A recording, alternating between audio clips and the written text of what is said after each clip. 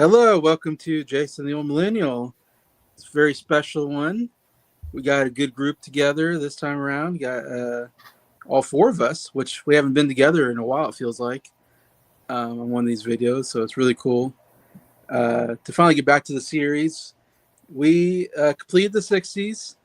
60s are now in our back mirror. And we're getting to a new decade, 1970s. So we're starting the 1970s with the first year, I guess, right? 1970.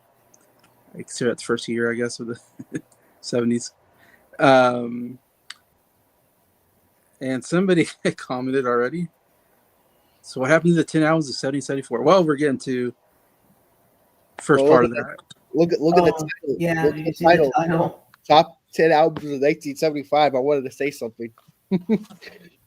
I was waiting till you were done saying something. I'm like, wow, time really does go by. It's like we forgot 4 videos. Yeah, it's been a little while since we did one of these. It's been hard to get together since I moved and everything and got a new job. But yeah, so it was cool to move on from the 60s, which was a real fun decade to kind of go through, especially me and Nick, because we went through the whole 60s. We saw the whole gamut. We saw a lot of changes. Yeah. So now getting 1970, what are we going to see? I wonder what changes are we going to get in this decade? We will see. But I guess I should introduce, we got Nick from Townsend 505, got Scott from Sound Lab Studios, and we got Bryer from Bryer's Music Showcase. All great channels talking about music. Just to say, 1970, I mean, we're talking Vietnam War still going on. We still got the hippies, the drug culture. We got hard rock and roll music. We got folk music too. I think folk music is really great too this year, and it will continue on the 70s. We're basically seeing the end of the Beatles. The Beatles are gonna. This is the last we're gonna see of them. There'll be no more. We're also going to see the last of Simon and Garfunkel, unfortunately, as well. So two major groups we're going to kind of say goodbye to. But a lot of other big groups still going strong and all that. And some new ones kind of coming up here. So I'm interested in seeing what we have here. Just a quick recap. I just want because I didn't talk about this yet, but the Grammy Album of the Year winner is Bridge Over Troubled Waters by Simon & Garfunkel. Song of the Year is Bridge Over Troubled Waters. So curious if any of us have that on our list. A lot of times Grammys gets it wrong. I feel like someone wins who I think doesn't deserve it. So I guess that'll be the question.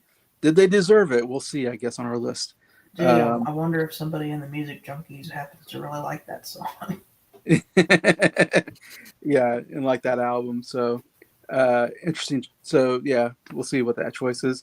Other big albums this year, we had Chicago, we had Deja Vu by Crosby, Stills, Nash and Young, Elton John by Elton John, Sweet Baby James by James Taylor, Close to You by Carpenters, all got nominated. And we also got Led Zeppelin 3, Paranoid, Let It Be, Braxis, which is Santana, Cosmos Factory, Moondance, and Tea for the Tillerman. So those were the ones that did very well as far as sales. So that's kind of what we're looking at. Those were the big albums of the year.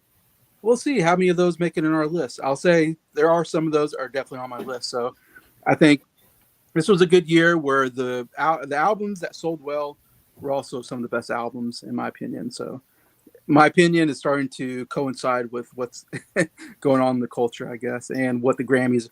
Also, the Grammys are nominating good albums, I think. So, like Bob Dylan said, the times there are changing. People are finally starting to recognize rock and roll as kind of the popular music of the time, and they're not being like, oh, we're going to stick to the old Frank Sinatra. We're stick with Frank Sinatra and nothing against Sinatra. Sinatra's amazing, but like when Sinatra he started releasing his records in like the 40s, the 50s, and we're in the 60s and the 70s now. Yeah. Like it's Time to nominate the new guys. Exactly. So we are kind of seeing that the new people kind of getting in here. Anyway, sorry, that's just a little intro into the year. I'll do more on another video. But anyways, so we're gonna start with Nick, and you're gonna do your 10 through 6 on the list. Okay. Well, for me, my number 10 is going to be Elton John, self-titled. I mean, it's his, as Scott once said, his first album in America. Not his first album in England, his first album in America. Some people really like this album, like me, and then there's a few people I know who aren't crazy about this album. There's a person on YouTube who says it's too, quote, po face. I completely disagree with that. No, it wasn't you, Jason. I mean, it wasn't me. Yeah. Remember that guy we used to both watch? The one who was doing the top albums of the year. Yeah. Crystal. Forgetting the other two guys, but as it should be. As you should be. Yeah. But yeah, I just am not a fan of that his review on that album, because I really like it. It's definitely one of his best albums. But I mean, to show you how good this album is, the big hit on the album, my least favorite song on the album still is Your Song. Great album opener, by the way. But the rest of the album's really good. Like I Need You to Turn To. It's like a nice little Baroque song. Take Me to the Pilot. It's like I don't know how to describe it. It's a really good song, though. Like a funky rock song. Yeah. Pretty ahead of its time, It's like, doesn't sound like something that would be around in 1970, but it is.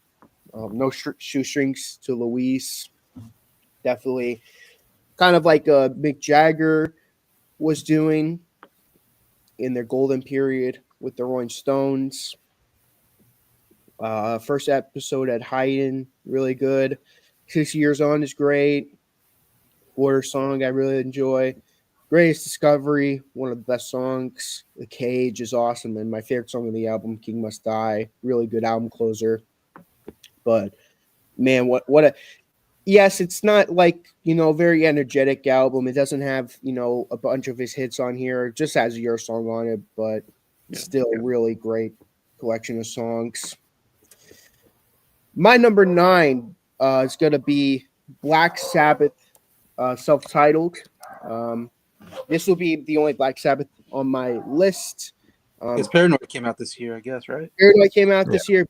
It will be a honorable mention. Okay. I'm going to be talking about the European version and the United States version, and I'll tell you which one. All the tracks. Pretty much every track besides one track. One has one has Evil Woman, the other one has Wicked World. But talking about the other songs that are on both versions, Black Sabbath, released by Black Sabbath. I mean, gotta love it. Is there a Black Sabbath song? There is a Black Sabbath first song. Yep. That's just like Bad Company. You got the what do you call that? The big three. Title song, title band, title album. Black Sabbath on Black Sabbath. What are you listening to? Black Sabbath. What album? Is that the name of the band or the album? The song and the band and the album. Yeah. And the movie. The Boris Karloff movie. Black Sabbath. What album? Black Sabbath. What song? Black Sabbath. Just Black Sabbath. Black Sabbath. You Black like Sabbath. them? I don't just say Black Sabbath. It's such an awesome, I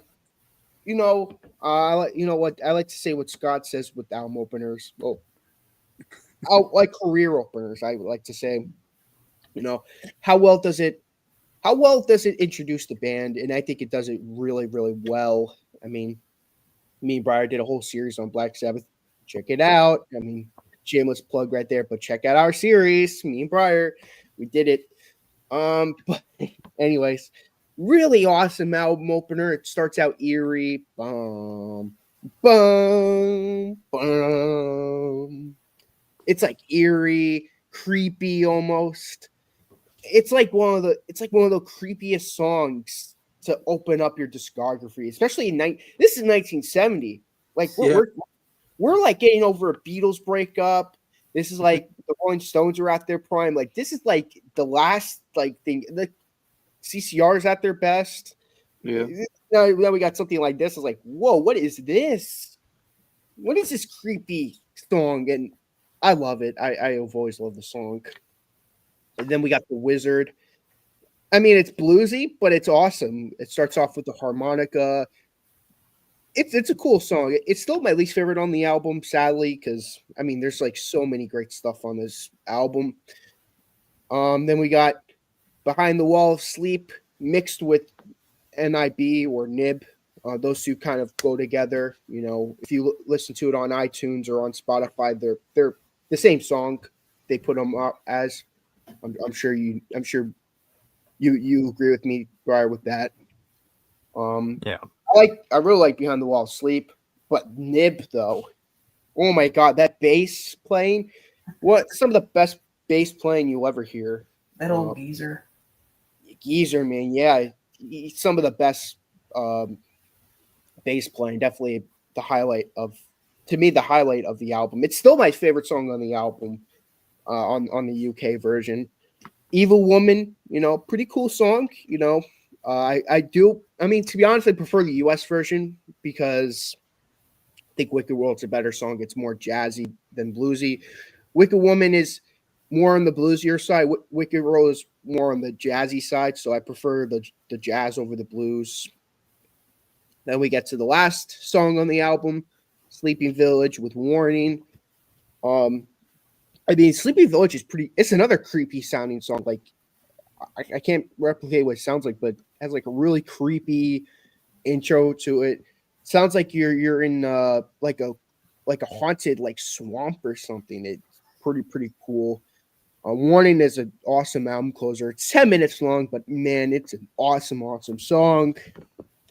Yeah, I love their debut album. I always thought it was one of the best debut albums, you know, especially of 1970. It's a great album.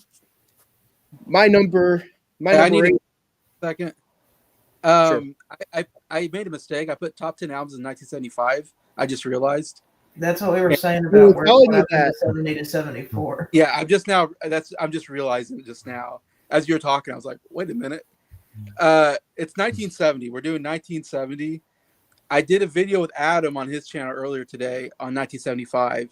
So I had 1975 brain. That's why I got 75 up there.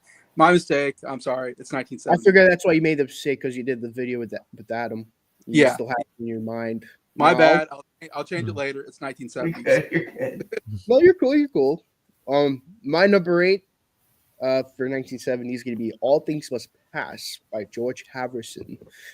So, yep, we got a Beatle. Yeah, I mean, after the Beatles break up, you know, what do we do? What's the future of what's going to happen with these Beatle members? And well, good to know.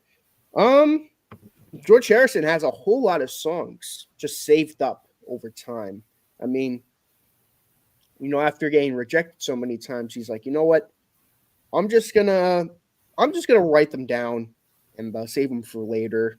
You know, a lot of them from the Let It Be sessions, of course. And I mean, we have an album full of just great songs. It is technically a triple album, but to me, it will always be a double album. Yeah. Because I mean, I listen to the jamming like very, very rarely. Yeah.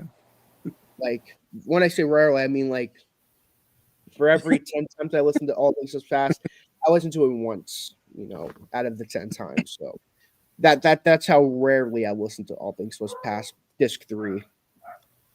Talking about the first disc, I'd have you anytime. That's a nice song. My Sweet Lord, of course, that's an awesome song. Wah Wah. I mean, if you live in Pennsylvania, when you think Wawa, you think about the gas station, not the song. When you say Wawa, I'm like, hey, you gonna get some Wawa? I'm like, yeah, get some Wawa. You don't think of the George Harrison songs, but yeah, great song. Isn't It a Pity? Version 1. I think that's an awesome song. Kind of like his Hey Jude at the end. Pretty cool. Side 2, to me, is easily the best part of the album. What Is Life? Opens that up. Then you have If Not For You, Behind That Locked Door, Let It Down. That's pretty cool. And Run in the Middle. To me, side 2 of this album is the best of this double album. Side 3, I think it's also really good. Beware of Darkness. It's a pretty cool song. Apple Scruffs, I mean, it's a funny song. I mean, it's not a song that I'll go back to on its own, but it's a song that I get a good kick out of. Ballaster Frankie, Chris, Let It Roll. I love that song. I think that's a really underrated song from him. Waiting on You All. That's a great song. And the title track, All Things Must Pass. I want to put this album higher. I really do, but side 4, and I mean, I kind of discredit side 3, kind of like how Jason did with the second disc with Everyone's in Showbiz for the King. He kind of just pushed that to the side. That's just the bonus. That's how I view side 3 of All Things Must Pass as a bonus disc. But my least favorite part of this double album is definitely side 4. I mean, I do not like I Do Glove. I think that's a lousy song. It's 5 minutes. It's just slow, monotonous. After All Things Must Pass, I expect a lot more. Art of Dying, I always thought was an okay song. I like the production on it, but it was always the song I'm like, yeah, it's okay. Isn't It a Pity version 2? We did not need this. It's filler. I don't get why he had to put a second version of this song on here, especially, you already have a version 1 that was already really good of it already. So I really did not care for that. And Hear Me, Lord. I don't know. It's an okay album closer. So to me, you have like 3 sides of just really good quality of music. It's crazy too, because I'd still give this a 10 out of 10, kind of like with the White Album. I think the highs on this album were really high. The lows on this album, though, pretty low, I will admit. But the highs, though, like, My Sweet Lord, Wawa, What Is Life, Behind That Locked Door. There's, just some really, really good quality George Harrison stuff on here. But I will admit, side 4 is what really holds it back from being any higher than it already is, because I never listen. I'm gonna be honest with you guys. When I listen to this album, I never listen to side 4. Like unless I want to listen to the full thing. After side 3 is over, to me, that's the end of the album. So, but still, though, 3 really good sides of music. So I still have to put this on the list just for those 3 sides alone. Again, I could talk about the jam session, but it's just like all my review is going to be, yeah, it's a pretty good jam. That'd be my whole review. That's my whole review on that jam side. Is like, it's a good jam, and to me, it's like the unofficial second album of Derek and the Dominoes, because we got a lot of Derek and the Dominoes on that jam session. So we could say it's the unofficial second album. So if we're gonna rank Derek and the Dominoes albums, I'll say okay. I'd say Layla is number 1 and Apple Jam is number 2. So yeah, so they have a second album, but it's their unofficial second album, because it's pretty much a Derek and the Dominoes album. With John Lennon on hand claps. Yep, with John Lennon on hand claps. But yeah, overall, again, I want to like the jam session more, but it exists, and we get to hear it's Johnny's birthday. It's Johnny's birthday. I don't know if you guys remember that or not, but yeah, you didn't listen to the jam stuff, but it's a weird song. But anyways, all in all, I mean, I think it's a really, really good album. Besides that, Number 7, Buku's a Blues by Ringo Starr. So I still stand strong when I say this is my favorite solo. Like this and what's the name? Forgetting it right now.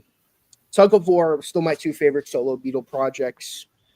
But two completely different albums anyway. But yeah, Buku's of Blues.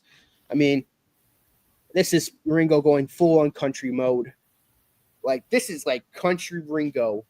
Mm-hmm. You know, people are like, I mean, you probably thinking at first like Ringo doing country, but when you listen to his stuff with the Beatles, you know, you'd be surprised there wasn't more country stuff by Ringo because a lot of stuff done. He's done a lot of country influence stuff. I mean, you know, Don't Pass Me By, I'd say is like country. What's it called? Octopus's Garden has like a country feel to it with the guitar work. Yeah. What's the one around? That's a little bit country. Act Naturally. What's the other one? What Goes On. You know, so I'm not surprised that he went in the country direction on this album.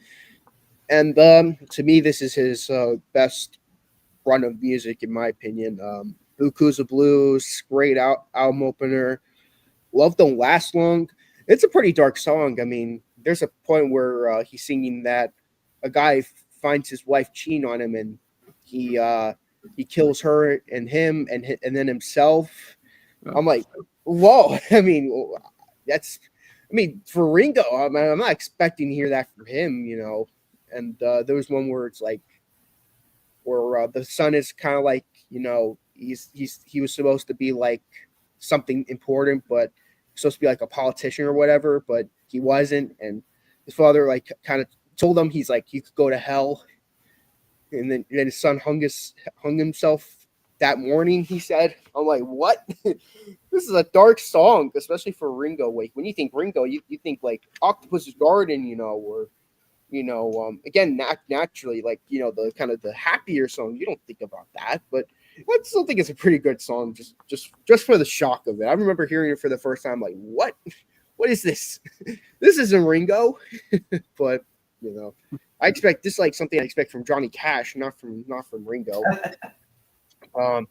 Fastest Growing Heartache in the West, that's a great song. Without Her, I really enjoy. Woman of the Night, I'd Be Talking All the Time. My favorite song on the album, still $15 Draw. I love that song. It's fun. It's a song that I've never gotten over. And the end part where he's like, when you're hot, you're hot. Referencing that song. Pretty fun. Why and Women Ain't Allowed, happy songs. I love I Wouldn't Have You Any Other Way. Got a female backup vocalist on that song. Loser's Lounge, pretty fun song. Waiting and Silent Homecoming. That's to me, it's just a really great country album. I think it's underrated, and I've always really enjoyed it. Number 6, I'm gonna go with Signed, Sealed, Delivered by Stevie Wonder. Okay. Yeah, so I was deciding on 2 soul albums, like 2 Motown albums, this or album that will be in my honorable mentions, but ultimately I did go with this album. I really love this album though. I think it's one of, I mean, if you're asking me, I think this is a criminally underrated album. I think his later 60s albums are underrated. For Once in My Life, My Sharia More, Signed, Sealed, Delivered. I think it's a really, those 3 albums are underrated. People don't talk about those 3 albums. They think about, you know, his mid 70s run that he had with Talking Book. Fulfillingness is Last Finale, I think it's called. Your Visions, Songs in the Key. They think about those albums. They never talk about the late 60s albums or to early 70s albums. Like I said, you got this album, Signed, Sealed, Delivered, My Sharia More, For Once in My Life. There's another one that comes out next year, Where I'm Coming From. That's another that I think is underrated, but not considered to be part of his golden period. In my opinion, I think should be part of his golden period because he got some great songs, coming in those periods. But talking about this album, start the album with "Never Had a Dream Come True." I love that song. I never had a dream come true. I love that song. Then we have his version of "We Could Work It Out." When I first saw he did the cover of this, I didn't know what to expect of it. I thought I was going to hate it, but well, I'm going to be honest. I think this is just as good as the original. I'm not going to say it's better or worse. I think it's just as good. I think there's a couple of covers of Beatles songs I think are better than the original. Like I Call Your Name and If I Needed Someone by the Beatles. I mean, by the Hollies, their version of that. This version of We Could Work It Out. I mean, this version is great. I mean, I still can't put it over the original. I can't because the original is so good, but this version is so good in a completely unique, different way. It's like a soulful version of this. I mean, not only that, but we got a blind person telling me to see it their way. I'm like, how can I see your way if you're blind? Sorry, that was me. You know what? I think Stevie Wonder would have laughed at that. So you're good. That's another reason. I'm surprised. I gotta give him credit for not changing the lyrics. Like gotta feel it my way. But anyways, that's an awesome version of that song. If you like Stevie Wonder, if you're kind of into him, not like a big fan of his, but want to get into his stuff, check out his version of We Could Work It Out. It's a great version. I can see him doing a good version of that. It's good. I mean, I have to listen to it. Like I said, I think it's on par with the Beatles version. It's like a soul Motown version of it. It's really good. Yeah. Signed, Sealed, Delivered. I'm Yours. I mean, come on. This song is awesome. It's like the biggest hit on the album. Mm-hmm. Arguably one of his, definitely like that, Superstition, and trying to think of another song, but those two are definitely his best well-known songs. Oh, here I am, signed, sealed, delivered, I'm yours. Great song. Heaven Help Us All. That's great. I mean, I believe this was a single, but definitely underrated nowadays. People don't really know this song now, but I think it's really underrated. You Can't Judge a Book by Its Cover. I love this song. It's a great song. You can't judge a book by its cover. Another fun song. Sugar. That's a great way to close out. Side 1. Side 2. Don't Wonder Why. That's a good song. I mean, it's a little longer than it has to be. It's almost 5 minutes long, but it's good. Anytime You Want Me to Do, I enjoy. I Can't Let My Heaven Walk Away. I love that song. Oh no, I can't let my heaven walk away. Oh no. Oh, great song. Joy Takes Over Me. Really good. Gotta Have a Song I enjoy. Something to Say. Really great album closer. But yeah, I wanted to include a Motown album, and I'm very happy to have a Motown album included. I do have one in the honorable mention, but yeah, I'm curious if any of you guys have a Motown album in your list. But I'm just happy I got to include one. I remember at least in the early '60s, Jason was including a lot of them, so I'm glad Jason included some Motown sound systems. So I'm glad he has, and I'm glad that I get to include one. Not for this year, but Stevie Wonder is most definitely going to be in my top 10 albums of '76. We'll say that. Okay. Songs in the Key of Life is fantastic. Oh, that's an awesome album. But yeah, that is my top 10 through 6, though. Yeah, I don't think a lot about Motown in 1970, but I'm guessing that's a big pop album for him because that title song is great, like kind of catchy pop tune. But yeah, I mean, it's not as remembered as like his, like I said, not like his mid 70s work, but it's an album I recommend. I know you're not as into his that stuff, but it's an album I think you would enjoy. I don't think it's like a album that you would like put on your list, but I think it would be like an honorable mention if you listen to it. I don't know. When he gets into the more funk R&B stuff, I'm not into as much, but yeah.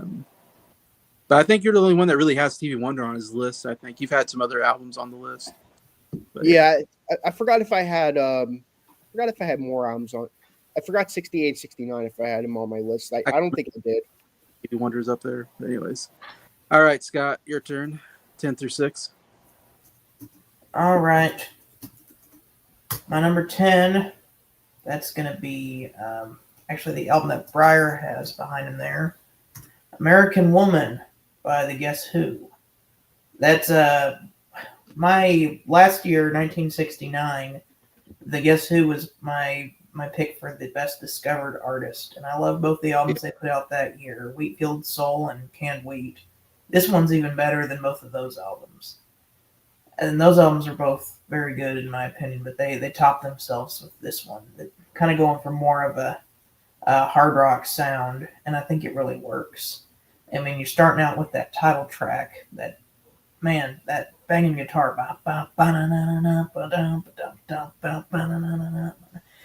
Burton Cummings, really great vocalist. The last two albums, you kind of saw a little shadow of, what he could be as a rock vocalist.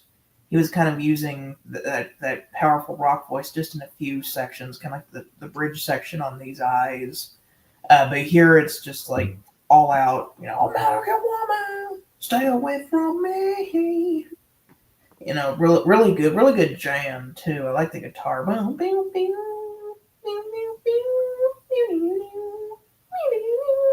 Really good. No Time. No Time was actually a song that was originally on the last album, Canned Wheat, but this is kind of a reworked version. It's a shorter version of the song, but I feel like that the production on this version is better than the other one. I like that the other one has a guitar solo, so I missed the guitar solo, but the vocal, it's a re-record, so I feel like he actually has a better vocal on this version. It's just I do miss that guitar solo, but the production and the vocal is better on this version. So that I've technically listened to this version more than the Canned Wheat version, but they're both good. You just kind of have to pick and choose based on what you're in the mood for. Talisman is a really underrated deep cut, kind of like an acoustic ballad, really cool. No Sugar Tonight. No Sugar Tonight is my second favorite song on the album. My favorite is No Time. No Sugar Tonight is my second favorite song on the album. I love the acoustic guitar at the beginning, and the chorus is very catchy with the no sugar tonight in my coffee, no sugar tonight in my tea. And then that goes into New Mother Nature. It's kind of like a medley with the second part, but then they like add the no sugar tonight at the end of that. Really good keyboard playing on that. We got When Friends Fall Out, which is a cool song. 815 is probably the most that and Talisman are probably the two most underrated songs on this album. Those are two I really like. 815 has some cool keyboard playing from Burton Cummings and has a really catchy chorus where the 815 dun dun dun dun dun dun 815 bow bow bow bow. And then Proper Stranger is kind of a, I don't even know how to describe it. It's like a bow bow bow bow bow. I'm a proper stranger. Bow bow bow. Kind of got a swagger to it. That's how I would describe that. And the last song, Humpty's Blues. I'm with Jason. That one is too long and too bluesy. The blues works, but not really for the Guess Who. The Humpty's Blues sounds like the Guess Who trying to do Led Zeppelin, and it doesn't really work in my opinion. But all the rest of the album I think is really cool, and that's why it's number 10. I really like this album. I really liked this album when I first heard it. This might be higher on your list, to be honest. Yeah, that recency bias has worn off, and I'm kind of seeing the album for what it is. A great album, but not a perfect listen. There's a few, like there's an instrumental that the instrumental is cool, but not necessary. And Humpty's Blues, not a song I'm going to go back to. Everything else on the album is fantastic, though.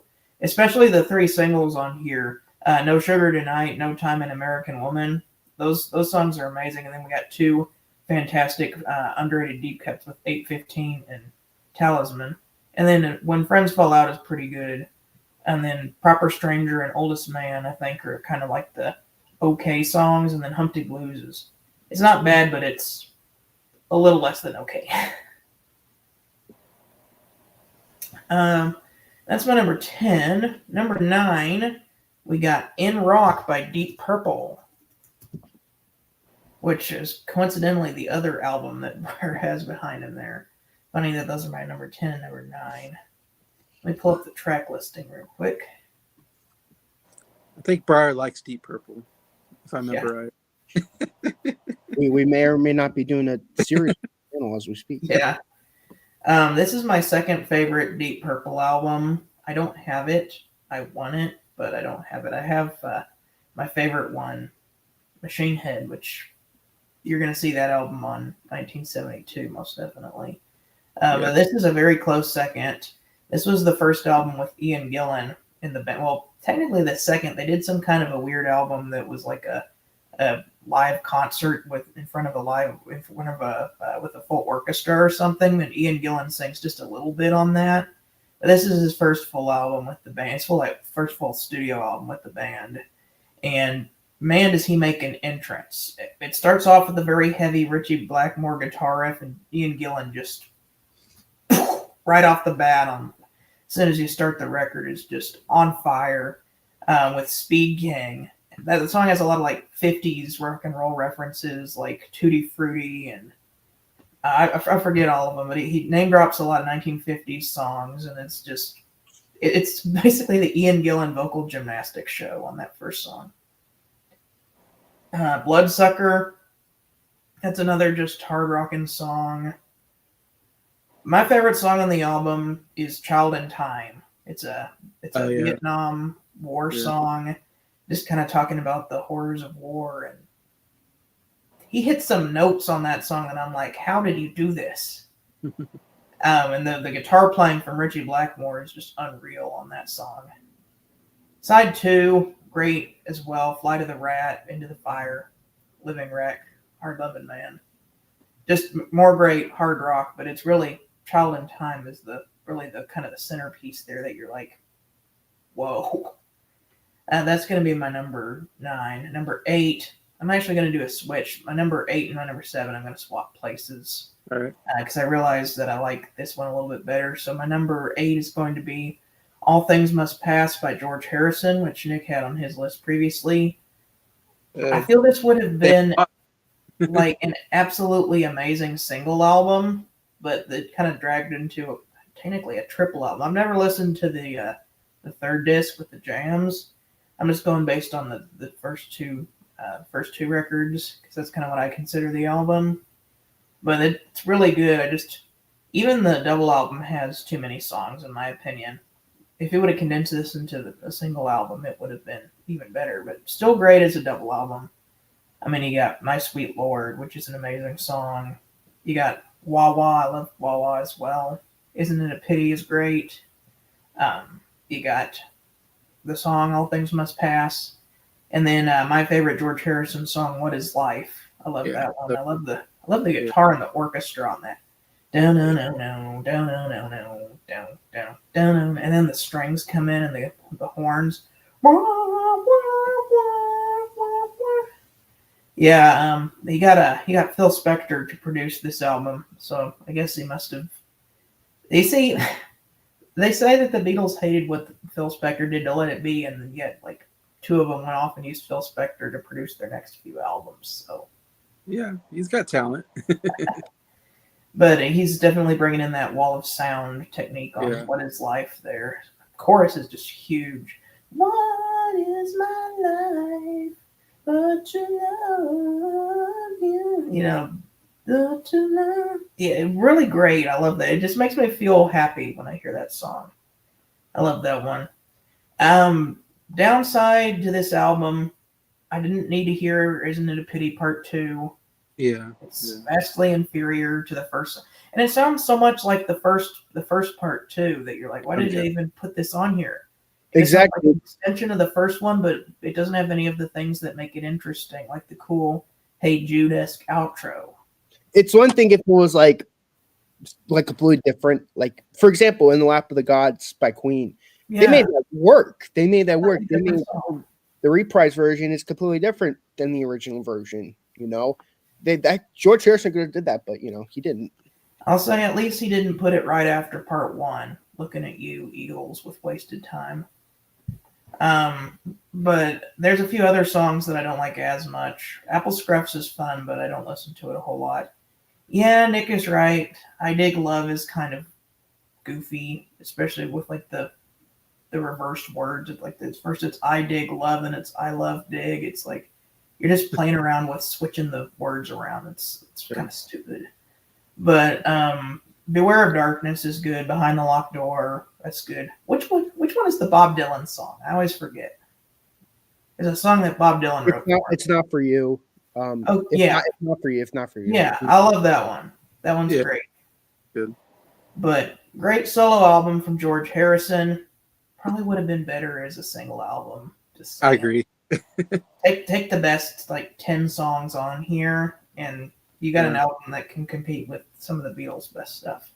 But as is, it's still good. It's just the length is kind of intimidating, especially for how many songs that I really, really like on this album. You could have made just a single album with how many songs I just really, really like on this album. That is not so for my next album, number 7, which I switched around because I realized this when Nick was talking about All Things Must Pass. But that is Layla by Derek and the Dominoes. This song, I think, merits its double album length just because, well, pretty much the jamming on there is too good. Eric Clapton, when you get him on there, it's like they're going on with this extended jam session for like 10 minutes here, and I'm totally okay with that because I'm getting into it. Let me pull up the track listing for this one. I don't have it memorized.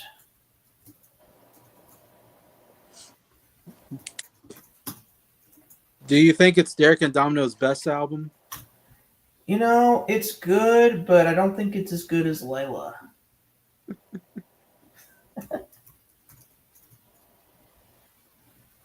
Okay, there we go. Layla by Derek and the Dominoes. This is a one and only album by Derek and the Dominoes. Eric Clapton had quit Cream to join Blind Faith. Steve Winwood left Traffic to join Blind Faith, and then they made one album, which is pretty good. I like that album. I think that was last year, 1969. I think it was in my honorable mentions. Yeah. But then that band fell apart, and Winwood actually goes back to Traffic, and they reform and make an album this year, John Barleycorn, which not in my top 10, but in my honorable mentions. That's a cool album. But Eric Clapton does this album, and wow, this is even better than Blind Faith, if you ask me. I love this album. You start out with I Looked Away. That's just got this vibe to it. Great guitar playing, great singing as well. Second song is Bell Bottom Blues, which that's one of the best songs on the album.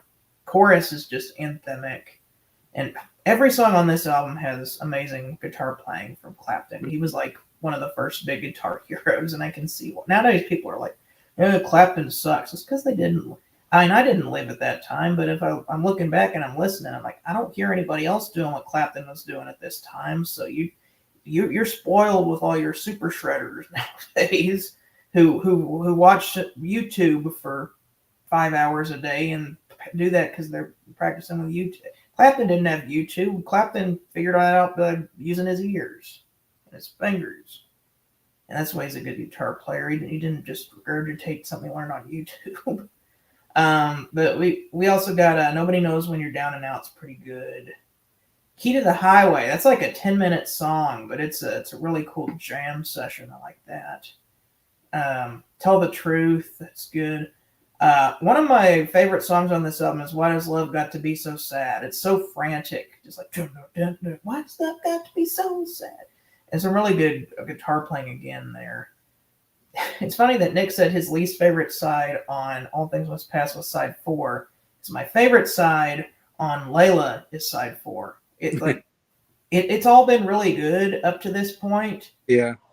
Especially Bell Bottom Blues and Why Does Love Got to Be So Sad. but they've been teasing you this whole time. They saved all the best stuff for the last side. Little Wing, Jimi Hendrix cover. It's my favorite version of that song.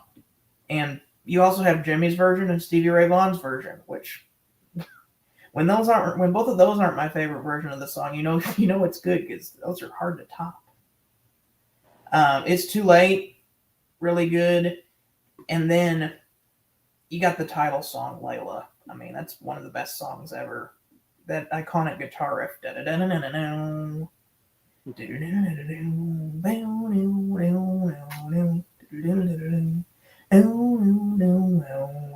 There's such a weird key change there. It's like you're not even a minute into this. You're not even like 45 seconds into the song. You've already changed keys, which is really cool. Great slide playing from Dwayne Allman from the Allman Brothers, and I love the outro is like another song in itself with the piano. It's whenever that piano kicks in and you go into the outro, it feels like you're flying. It's so cool. And then Thorntree in the Garden, which is I think a song about one of the band members, like their dog died or something like that. It's a tribute to their dog or something like that. Which that's interesting, but it's a cool song. Yeah, Layla, number 7. Number 6. I like the connection between Layla and then George Harrison right before that. So yeah. Some of the same members were playing on George Harrison's album. Also, a very young drummer named Alan White who would go on to join Yes later on. Eric Clapton might have been writing about George Harrison's wife. So. Yeah, the song Layla. I wonder who he was writing about with that song. Anyway, number 6, Simon and Garfunkel, Bridge Over Troubled Water. So we got Bridge. That is not my number 1 album, but as for the song, the title song is my favorite song of all time. And that's probably why it's at number 6. It's because you start out with that with the title song, and everything after that is just going to disappoint because it's not as good. I don't know why they put that song as the first song on the album. It should be the first one. Yeah, should have been that's the other thing is the sequencing. This is still my favorite Simon and Garfunkel album. It's a 10 out of 10, but I'm just nitpicking just because it's my favorite song of all time and my favorite Simon and Garfunkel album, so I have the right to nitpick it. The sequencing on this album is mostly good, but it falls off really bad near the end. Yes. Yeah. Like you have the live song, Bye Bye Everly Brothers song. Yeah. It's a cool cover, but it's what's a live song doing on their studio album? And B, why is it the end of the album where it just fades into that like less than 2-minute song for the asking, and you can still hear all the crowd like cheering and fading out into that song. And the song just kind of abruptly ends. I'm just like, this is how Simon and Garfunkel ends? Oh, thankfully they got back and they did My Little Town. I'm still crazy after all these years. That's a better end to Simon and Garfunkel than that. But the rest of the album is just fantastic. I mean, the title song is my favorite song of all time. Very, very personal. Garfunkel's vocal on that is out of this world. I just can't explain what it's like listening to that song. And with the piano, done by the Wrecking Crew guy, Larry Knechtel, I think was his name. It's a piano player for the Wrecking Crew. Beautiful piano playing on there. My favorite part is the third verse where Paul Simon joins in on the harmony and you got the orchestra behind them. And I don't know what they were doing with that. Hal Blaine, I don't know what they were doing with his snare drum on that, but it sounds like you're I don't even know what he's doing, but it's like it sounds like something's exploding with the snare drum. This is very, very emotional ending, especially with the string section at the end. El Condor Pasa is a cool, I think it's a traditional Peruvian folk song or something like that that they added lyrics to. That one's cool. Of course, you got Cecilia. That's another one of the big hits on the album. I love that one. The Boxer is my second favorite song on this album. I love the storytelling on that. I love the guitar playing from Paul Simon. I love the chorus, the la la la. Again, you got that same drum sound. I don't know what they did to get that drum sound, but it's one of the coolest drum sounds ever. The la la la. That just explosive snare sound. I have no idea how they got it. Something to do with an echo chamber, probably. But I love the drum sound on this album. What else is on here? Baby Driver. That one's a good song. So Long, Frank Lloyd Wright.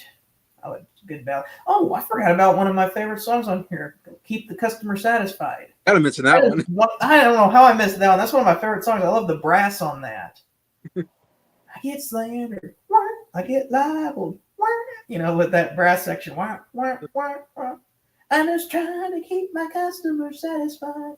And at the end, whenever the brass section just goes off there for a bit. That's one of my favorite songs on that album. What was it? Only Living Boy in New York. Man. Yeah. I'm remembering why this is number 6 now. So many good songs. Should be better, but I'm telling you, the sequencing at the end just kind of ruins it there. This is still one of my favorite albums, but it's the only reason it's not like number 1 or number 2 is because the sequencing is a little bit off, and because it's just because of the sequencing. Yeah, the ending's a little weak. Put the title track at the end. Yeah. And take off the live song. Yeah. I mean, was there anything that they released as a single or something that even if it's a repeat, I wouldn't mind having that on there other than the live song? That's a good question. Have the album open up with have it open with Cecilia. I would open with Cecilia, I was gonna say. Start with open it up with like the most dramatic sounding song on the album. It leaves you with like a empty feeling afterwards. You're like, wow. Yeah. Opening the album with the most dramatic song and closing it with the most intimate song, or the most intimate song is Frank Lloyd Wright. But I guess the least dramatic song. Yeah. It makes me feel a little empty. Like it's kind of like they were thinking, oh, nobody's gonna keep listening at this point. We can just put like a throwaway song at the end, which is sad. But yeah, that's number 6 is Bridge Over Troubled Water. All right. Good stuff there. Definitely you'll see some of those on my list. All right, Bryer, you're 10 through 6. Okay, 10 through 6 at number 10. I'm going to be 3 for 3 for this one. All Things Must Pass, George Harrison. So yeah, Nick and Scott already went through this one, so I'm not going to spend too much time on this one. But yeah, it's a really strong album. A lot of fantastic songs on here. Some great songwriting from George overall. A lot of the same issue. I do agree. I do think the album does kind of peter off towards the end, especially on side 4. And the jams, like, they're fine, but I agree. It's not something that I would go back to that frequently. But they're probably having fun at the very least, hopefully. But yeah, again, just very brief. But yeah, it's a great album. It's number 10 for me. But now we get to stuff that we haven't talked about yet. My number 9. I'm gonna go with Cosmos Factory from CCR. Yeah, so it's my favorite CCR album. I think we can all attest to that one. I think this is probably their most consistently rocking album.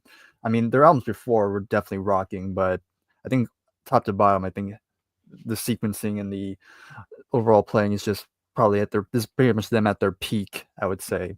Yeah. But yeah, it starts off with Ramble Tamble, just an excellent rocking way to open the album. Before You Accuse Me, pretty nice one. Traveling Bands, another really memorable, very catchy sort of song.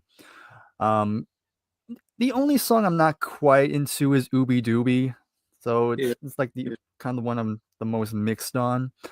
But it's fine, it's okay. But it picks up right back up again with Looking Out My Back Door. Just another excellent catchy song, very great, kind of very chill, laid back sort of feel. You just kind of feel good listening to it, which contrasts with the very kind of dark Run Through the Jungle, which is a really cool guitar riff on that one. Good guitar playing on that. Then you have another one of my favorite songs on here, which is Up Around the Bend, which I just love the chorus. And again, John guitar is just absolutely all over the place. It's just absolutely great.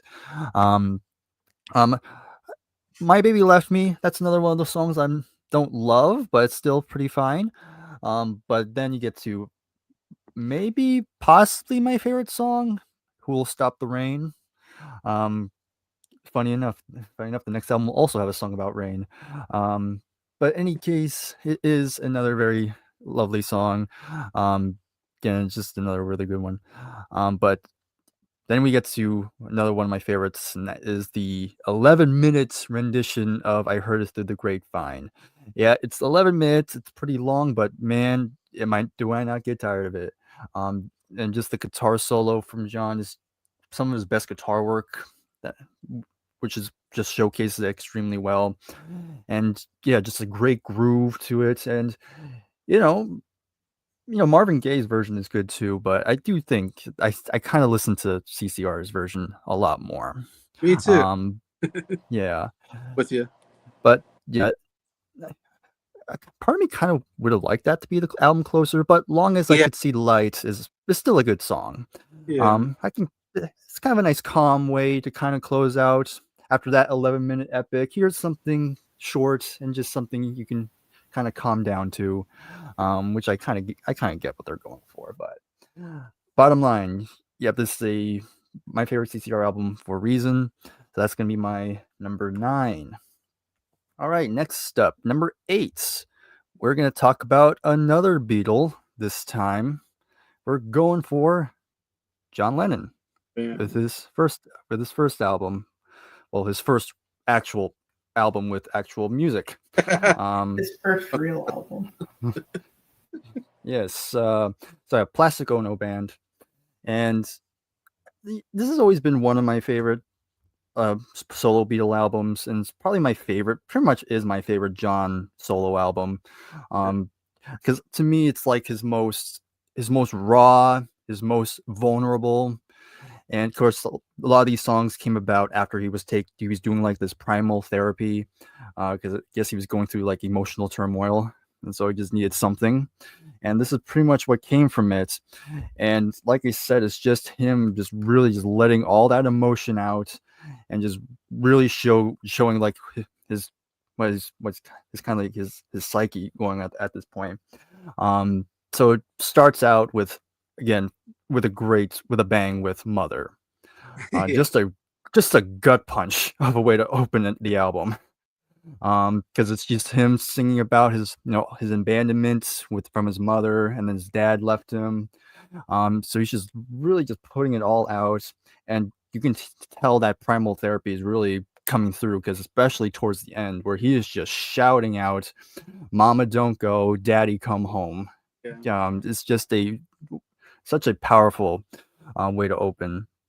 But then after all that, you kind of get something a bit more calmer with Hold On, which is definitely much more low key, short and sweet, but very nice kind of palate cleanser after Mother. Found Out is a pretty nice song, pretty good.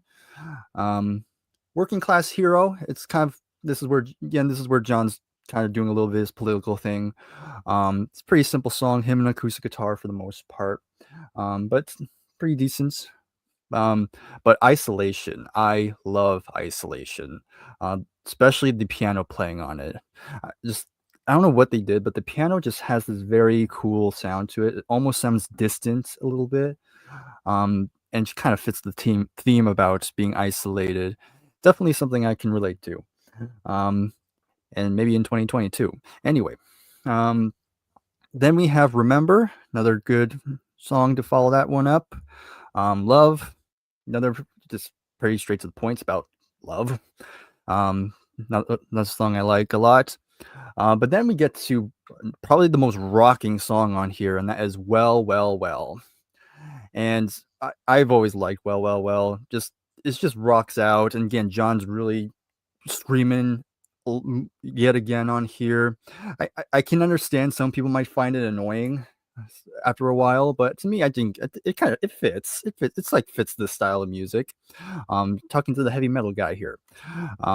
So yeah, no problem with that. Look at Me, another song I really enjoy. God, another one of the more controversial songs here. I get the criticism. I mean, I can, but the thing is, I do think musically it's really good. If you were just ignore the lyrics, I think musically is just excellent. Just a good production on here. Again, Phil Spector's back again to produce this one too. And yeah, it's just, so yeah. Anyway, God, I do like it, but I definitely understand why some people could have a problem with it. And then it closes off with another pretty downer sort of song with "My Mommy's Dead." Yeah. Yeah. Yeah. You start with "Mother" and then you end with "My Mommy's Dead." He's dead. Yeah.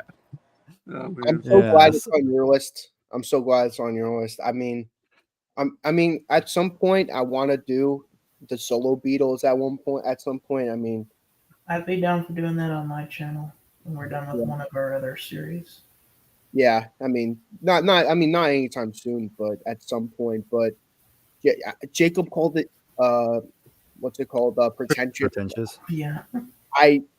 Me and him were going we're going at it at each other at some point. I love you, Jacob, but I'm like, this is like him at his most vulnerable. And you're gonna call it pretentious. I mean, I'm sorry. I need to give the album another listen. I only listened to it once, and I thought it was good for the most part. He gave it a. I think he either gave it a 1 out of 10 or a 2 out of 10. I was just so. He I was was like, yeah. I didn't like it as much as Imagine, but He hated it. I mean, I have the record. I'll need to give it another listen. I was just in disbelief how much he hated it, and I'm like, Hot take. am Yeah. I the only one who really loves this album? And well, Bryer, thank you. I'm glad you showed some love. Yeah.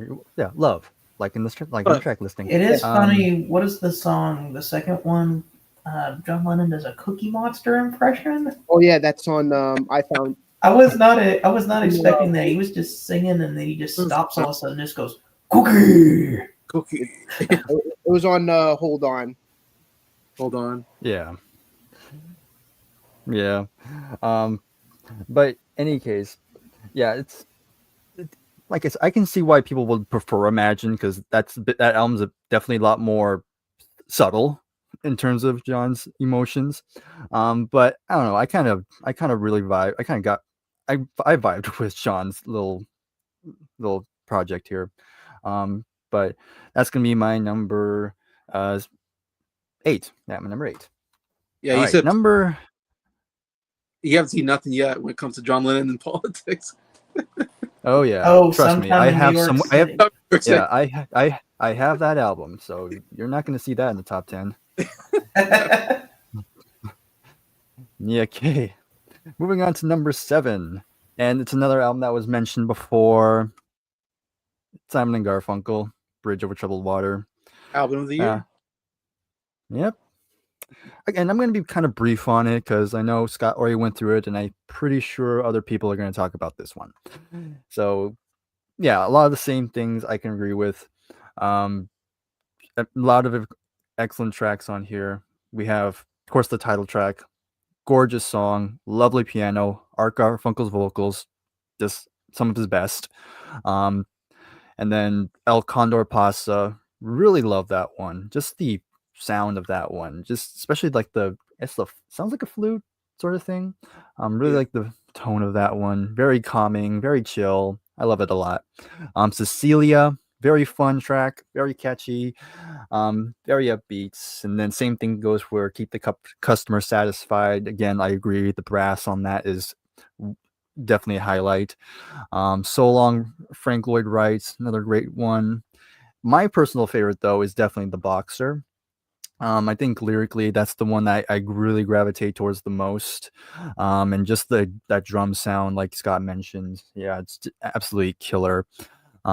Baby Driver's really nice. Only Living Boy in New York. I will agree. I do agree. I do think the sequencing is kind of okay. It's kind of whatever because yeah, you have that random live track, which I mean, if this was on a live album, I probably wouldn't be probably be fine. But if it's on a studio album, it's like, what are you doing here? So, but besides that, so again, I'm gonna keep that brief there. But again, it's in my top 10s, number 7. And here is another one I'm probably going to be the only one that's going to mention this one. Honestly, I'm a little shocked. This actually made it into my top 10. I'm pretty sure I'm going to be the first to do this, but I might be the first to showcase a live album. Oh, okay. And Live that at Leeds live by the album, Who? you got it. Oh, okay. Yes. Again, even I'm surprised too. I wasn't expecting that, but it came out in 1970, and I do include live albums. So I thought, yeah, let's see where this goes. And Why is it I a heard surprise? it once before because I don't really listen to live albums. Okay, yeah, that makes sense. Yeah. I mean, I understand why. That's one of the heaviest live albums ever released. Yeah, and that's why it actually made it. Because if you really want a sense of what the Who sounded like at this point, then yes, this is definitely the way to go. Of course, what also kind of helped it is that I listened to this deluxe edition, which includes a lot more because the original release only had like 5 tracks. Really? But over the years, they expanded on it. I know there's one in the 90s where they have like a lot more, but the specific one is really good because it's a 2 CD pack. And disc 2 actually includes the part where they performed all of Tommy. So if you want the full performance, then definitely seek out the deluxe edition because you definitely get a lot more on here. But yeah, I mean, the band at this point just absolutely ferocious. I mean, you hear John's bass, Keith Moon's drumming, just the energy, even though it's just audio, you can feel the energy, which has always been tough for me because when it comes to a live album, the one thing that makes it hard for me to get into them is because I always think when you think of live, you always think visual. And so it's kind of hard to picture that live energy by just audio alone. But this one actually really you can definitely feel the energy. You can feel the crowd really getting into it. And yeah, it's definitely probably a wild show, especially knowing the Who at this point. So it includes a lot of songs. Of course, you have Heaven and Hell, which is sung by John Entwistle. Great way to start it. Again, I'm going by this, but then you have classic songs like I Can't Explain. You have Tattoo.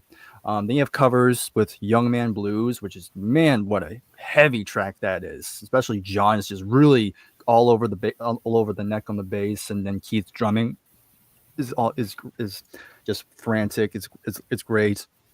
You have Substitute, Happy Jack, I'm a Boy. Then you have A Quick One While He's Away. Then you have the 15 minutes rendition of My Generation, which is mostly a medley because they do My Generation, but then they do other things into it as well. Then Magic Bus, and then again you have the Tommy.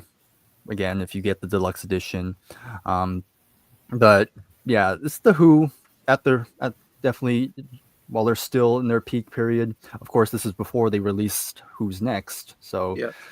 It's not quite their peak yet, but man, this is nice snapshots on where they were at this point. So there you go, number 6, Live at Leeds.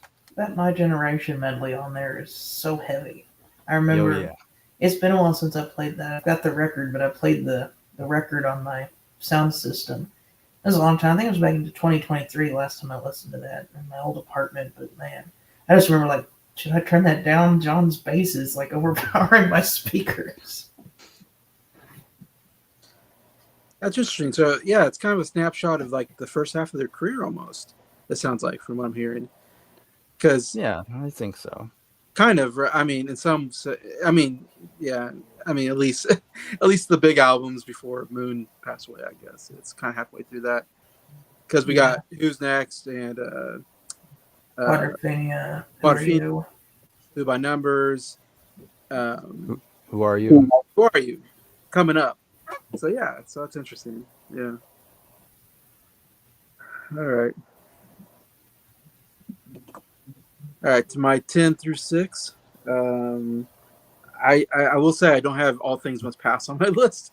It's not in my top 10, so I didn't complete the effect on that one. I feel bad about that, but That's okay. At number 10, we have my favorite Derek and the Dominoes album, Layla and Other Assorted Songs. What you don't like your favorite is an Applejack by George Harrison and the Dominoes. Man, I was hoping for Derek and the Dominoes live. That was live.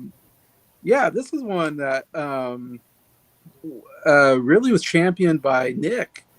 He really loved this album and he kept talking about it. And then I feel like we might have reviewed the album, but there's no evidence of that. But it's kind of like we did. The microphone. We got to redo it with Scott doing it with us. I mean, that's a review we got to redo. There's no evidence, but we kind of reviewed the album. And it was funny because I was like not really into Eric Clapton, and I knew Layla. Obviously, we all know Layla. That's the huge hit. And then I looked away, and I was like, man, this song is so good. What is this song? And it turns out it's on Layla, and I'm like, man, this is a really good song. And then Nick shows me Bell Bottom Blues one time on a live stream, and I was like, this song is amazing. What the heck? Is this a really good album? And then I heard Little Wing, and I was like, oh my gosh, yeah, I love Little Wing. It's one of my favorite Jimi Hendrix songs. And this song, I like a lot more. When I listen to the song, I listen to this version of the song. I hardly even listen to the Hendrix version. It is such a great rock song. And I thought, man, this is probably my favorite song on the album. But then, of course, I heard Layla, and I was like, no, Layla's my favorite song. But Little Wing's very close. It is so good. It's such a good cover. One of the best covers I've ever heard.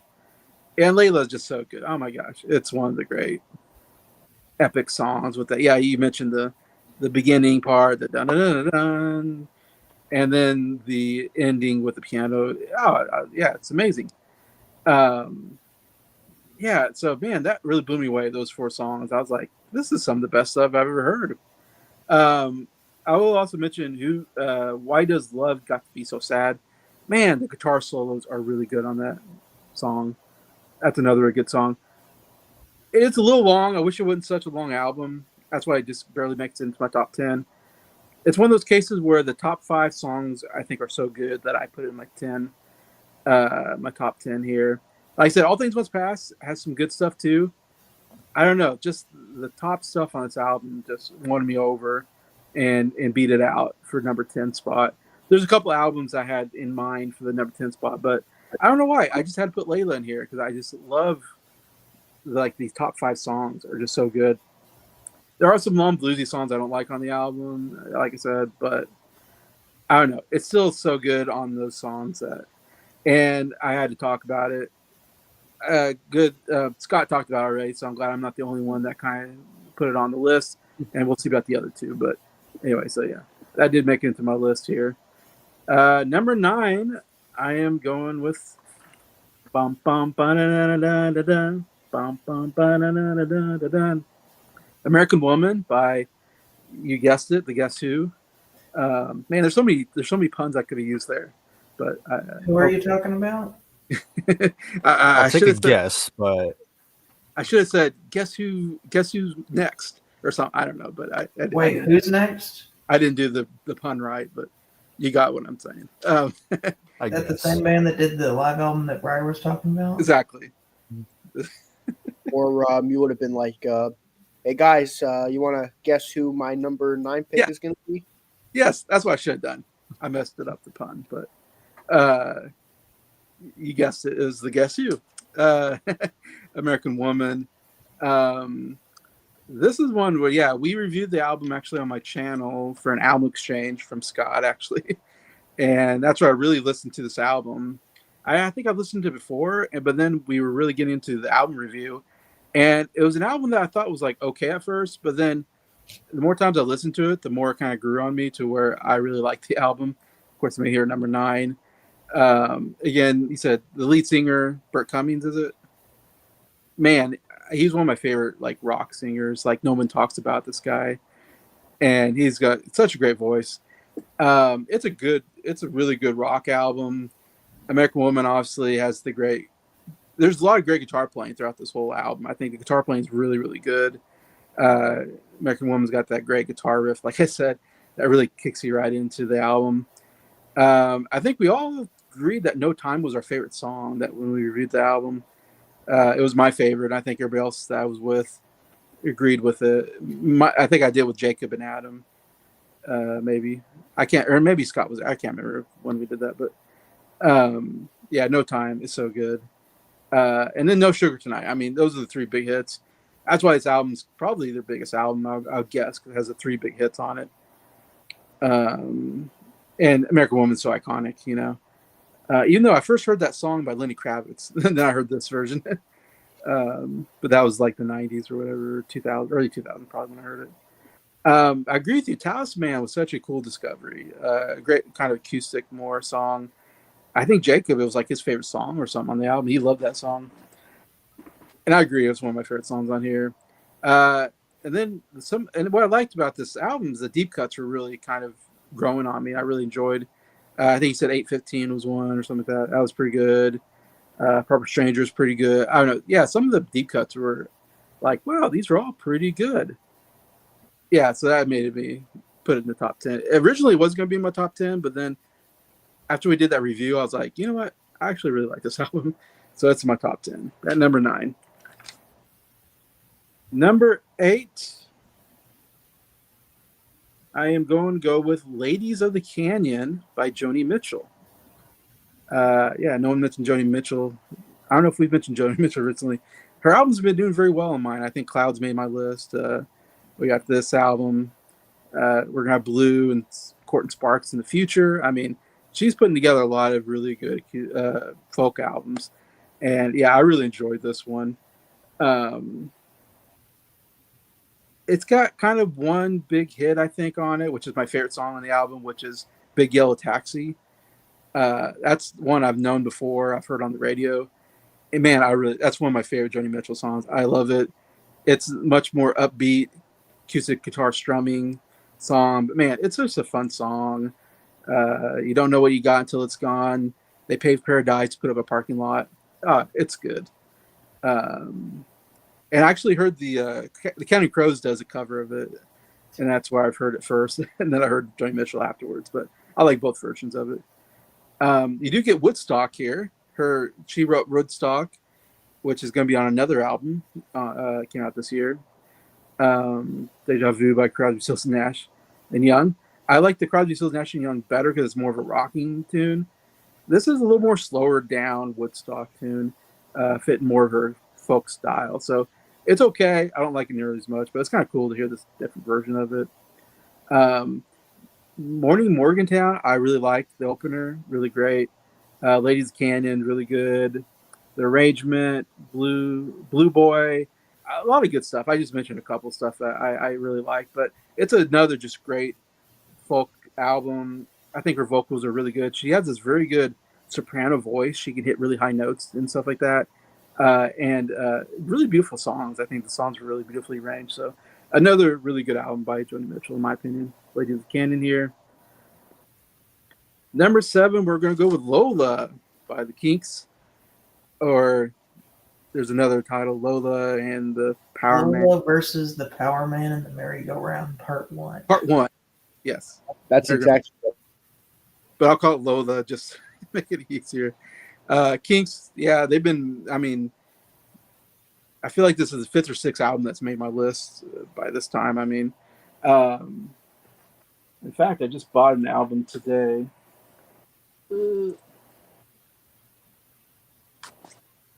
At Barnes & Noble's, Face to Face. So, just got that album vinyl today at Barnes & Noble's. Hey, there you go. Yeah. I forget what's on Face to Face. It's been a while since I heard it. I know I'm on an island. That's the only one I can. Yeah. It's on there. My favorite is no. That's on King Controversy. Oh. Oops. Sunny Afternoon is my favorite on there. It's so good. My favorite. Well, my two favorites is Session Man and another one, Most Exclusive Residence for Sale. Yeah, I love that song. Yeah, but let's say the Kinks from Face to Face, Kinks Controversy, I think. Then Green Preservation Society, Arthur, they've all been making my top 10. So here we got another one, Lola, which is kind of their big comeback because they kind of got banned from the U.S. for a little bit. And then they're just making, that's when they start doing these concept albums. Ray Davis is really kind of expanding like what he's doing from the more R&B rock and roll stuff he was doing earlier and doing more of these pop stuff. And so he kind of got forgotten, I feel like, in both the American market and the UK market didn't buy their albums. And then Lola comes out and actually kind of comes back. Lola's a huge hit on the radio, and it's kind of the first big hit from them, I think, in a while. And so kind of resurgence somewhat maybe at this point. And I think they finally come back and start touring again in the U.S. because they were banned from coming back to the U.S. and touring and all that, so they missed out on a lot of that. It's a pretty good rocking. I think it's a little more of a rocker than Arthur and Green Preservation Society, or more pop, I think maybe. And this has pop, but it's got some good rock stuff in it as well that I like. And it's like, I want to say it's like in my top 5 favorite like albums, or maybe close to it. Maybe not. I might be crazy, but it was up there on my list. I think of Kinks albums. It's one definitely has been growing on me. But Lola, I love Lola. It's a top 5 favorite Kinks song. So catchy. The lyrics are funny. That's what I like about Kinks. They kind of have a little bit of humor to them. Yeah, it's a typical favorite, but I'm typical. I like I like the big hits. Top of the Pops really good because the album kind of has this. It's kind of following a band, kind of making it big, I guess, if I remember right. And so you got Top of the Pops, which is of course like this show that bands go on. So anyway, Top of the Pops really good. 8 Man's my second favorite song. I love 8 Man, another favorite of mine. I'm 8 Man. I'm an 8 Man. Whatever. So darn catchy. I just want to go out and be an 8 Man. Power Man, really good song. A Long Way From Home, and This Time Tomorrow, just some of my favorites on this album. But yeah, Kinks come back with Lola here. All right, so then it goes to my number 6, I believe. And that is After the Gold Rush by Neil Young. One of Neil Young's best albums and well-known albums. Good year for Neil Young because he's on another album that I really like this year. So he's in one of my favorite bands of all time, and his solo work is really good here. And After the Gold Rush, which funny enough was like, I think he wrote the song to be in a movie or something like that never got made. So that's why it's kind of a weird song, but it's such a cool song. What a great piano piece. And there's like a horn of some kind that, I don't know if it's a French horn or just some kind of horn. It's really great that comes in. And it's like, I don't know what he's talking about in the song, but I love his vocals. It's just one of those songs that's kind of mesmerizing to me. But yeah, it's a great song. Southern Man, one of his best rock songs. Man, that song rocks. And why I put him in my top 10 favorite guitar players because of this song. His guitar solo is so good. And it's a heavy song, I would say. But man, it's super catchy too. And yeah, one of my favorite of his. Only Love Can Break Your Heart. Oh my gosh, that song is so good. Just wonderfully kind of just the melody, the chorus, just love the overall sound of it. And it's so true. When you love someone, that's when you get your heart broken. So I kind of feel for the song. It's like, yeah, it's really well written. And then Tell Me Why is also a really great song on this album. But yeah, this is definitely one of Neil Young's best albums. Probably my second favorite Neil Young album. And yeah, definitely belongs on the list. So it's a number 6 for me. All right. Now we get to top 5. We'll do 5 through 2. We'll wait on number 1 for right now, but let's get our 5 through 2 with you, Dick. Okay. So my number 5, I've heard a couple people mention this album already, and that's going to be Cosmos Factory. All right. Got to get some CCR in this action. I mean, this is, I don't even want to call it Cosmos Factory. I want to call it CCR's unofficial greatest hits. Because, come on, there's like, I think like 7 out of the 11 tracks are greatest hit songs, or at least of that quality. Like Long as I Could See the Light, Heard Through the Grapevine, Who Will Stop the Rain, Up Around the Bend, Looking Out My Back Door, Run Through the Jungle, Traveling Pants. Yeah, 7 out of the 11 tracks are like hits. But first, I'll talk about the deep cuts because you know me, I love my deep cuts. Ramble Tamble opens up the album. I mean, this could have been a hit of its own. I mean, that's how many hits. There were so many hits on this album. They were like, okay, that's enough hits for this album. You know, I think that's enough. I mean, if they really wanted to push the song, they probably would have been a great hit. You know, great jamming, pretty cool stuff. Great album opener. Babe, before you accuse me, I've always really liked this version of the Bo Diddley song. But I'm used to the Bo Diddley version. Like of the versions that's not CCR. Really good version. Ooby Dooby, I'm with Bryer. It's okay. You know, it's one of the. There's 2 deep cuts on this album. That I'm like, you know what? You know, I'm a big deep cut guy, but definitely the weakest songs on the album. That and my least favorite song on the album, My Baby Left Me. Never cared for that version of this. I never cared for this song, and I probably never will. It's always a song that I skip. I mean, it's between my 2 favorites on the album, which we'll get to when we get to. Now let's look up the hits. Traveling Band, that's an awesome song. Traveling Band, Traveling Band. Oh, great stuff. Looking Out My Back Door. I love that song. It's like country. It has like a country twang to it, but like pop. It's like a pop song, but a country song at the same time. Really good song. Run Through the Jungle, really great way to close out the first side. Better run through the jungle. Better run through the jungle. Awesome song. Now for my 2 favorite songs of the album. Up Around the Bend, Who'll Stop the Rain. I mean, those 2 songs, like to me, go hand in hand. I wish you would have went from that song to that song, but My Baby Left Me is like right in between it. You know, it's like, man, I love Up Around the Bend, and it's like My Baby Left Me. Like, okay, no, I'm skipping that. Who'll Stop the Rain? Love that song. Who'll Stop the Rain? Love that. Through the Grapevine. I like it, but it's way too long on the album version. I feel like if I think it's rare.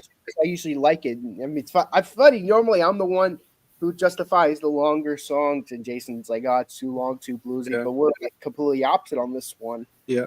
I think if there's like a 5-minute version of this song, I think I would like it a lot more. Like if there's like a 5-6 minute version, because it's a little too long. But I feel like if you would have, I mean, the short version I think is way too short. It's like about 3 minutes. Oh, really? There's like a version that's like way too short, and then there's a version that's way too long. I feel like if you would have condensed it to like a perfect middle, it would have been better. Long as I Can See the Light, that's a great album closer. You know, pretty soulful, and to me, it's like the end of their peak period. I feel like from Bayou Country to Causes Factory, you get like this peak period of CCR music. I mean, I love the debut album, and I like Pendulum, but I feel like from Bayou Country to this album, it's like from Born on the Bayou to Long as I Could See You Light. I mean, you're just getting just great song after great song. I think it's like one of the best like runs in music history, in my opinion. And I think this is like a great way to close it out. It's like the great like kind of, it's like the swan song almost. I mean, yes, Pendulum's good, and you know we're not going to talk about the one that came after Pendulum, but yeah, really, I really like the song. But my number 4 is going to be Bridge Over Troubled Water. So, I think we could all agree that's on our list, right? List. I'm hoping it's on your list, so we could all agree on an album. But Yeah, Bridge Over Troubled Water. Yeah, I agree with Scott and Bryer. This is an awesome album. Again, I'm kind of in the same boat as Bryer. I think Scott summed up the album very well. Um, this would be this used to be my favorite album from them. I used to be the basic one to have this as my favorite album. My favorite is still Parsley, Sage, Rosemary, Thyme. I think that was in my top 3 in 1966. Which even though this is like the usual choice, I think Parsley, Sage, Rosemary, Thyme is still an album that people respect. So that album and Bookends, I feel like those 3 albums are like the 3 albums people would pick between. Me, I'm still on Parsley, Sage, Rosemary, Thyme. This would be my favorite album for 2 big reasons. 1, the sequencing, and 2, the live track on it. I mean, I have to agree, it just comes out of nowhere, the live song. And you have like the most album closers as the first song on the album. First album closer. Like you listen to it, you're like thinking like, oh, this must be like the album closer, like the dramatic close to their discography. No, it's the album opener. Album opener, you know. And you know what? So Long the Frank Lloyd Wright, that's a terrible side closer. That should have been Only Living Boy in New York. That would have been an awesome album side closer. Have that close side 1 and have Bridge Over Troubled Water close side 2. At least they picked a good song for the side 2 opener with the Boxer. Oh yeah, that's like the perfect album. That's the perfect side openers, the Boxer. I mean, if I were to resequence this album, which I want to do that right now because I have a perfect version of this album, and I'm taking out Bye Bye Love and putting in Little Town instead because I think that song would have fit on this album a lot better. So, first song of the album, Cecilia. That's the album opener. It's fun. It hooks you right into the album. And then right after, go to my favorite song from them, Keep the Customer Satisfied. I feel like those 2 songs always went really well together. Then you have So Long Frank Lloyd Wright as the 3rd song. Have My Little Town as the 4th song, and then have Only Living Boy in New York to close out side 1. Side 2, I'm going to open up with the Boxer. Open the Boxer, yeah. Yeah, still open up with the Boxer. I think that's the perfect way to open up. Then follow that up with Baby Driver. I think that's a good follow-up. Then follow that up with El Condor Pasa, if I could. And then follow that up with Why Don't You Write Me?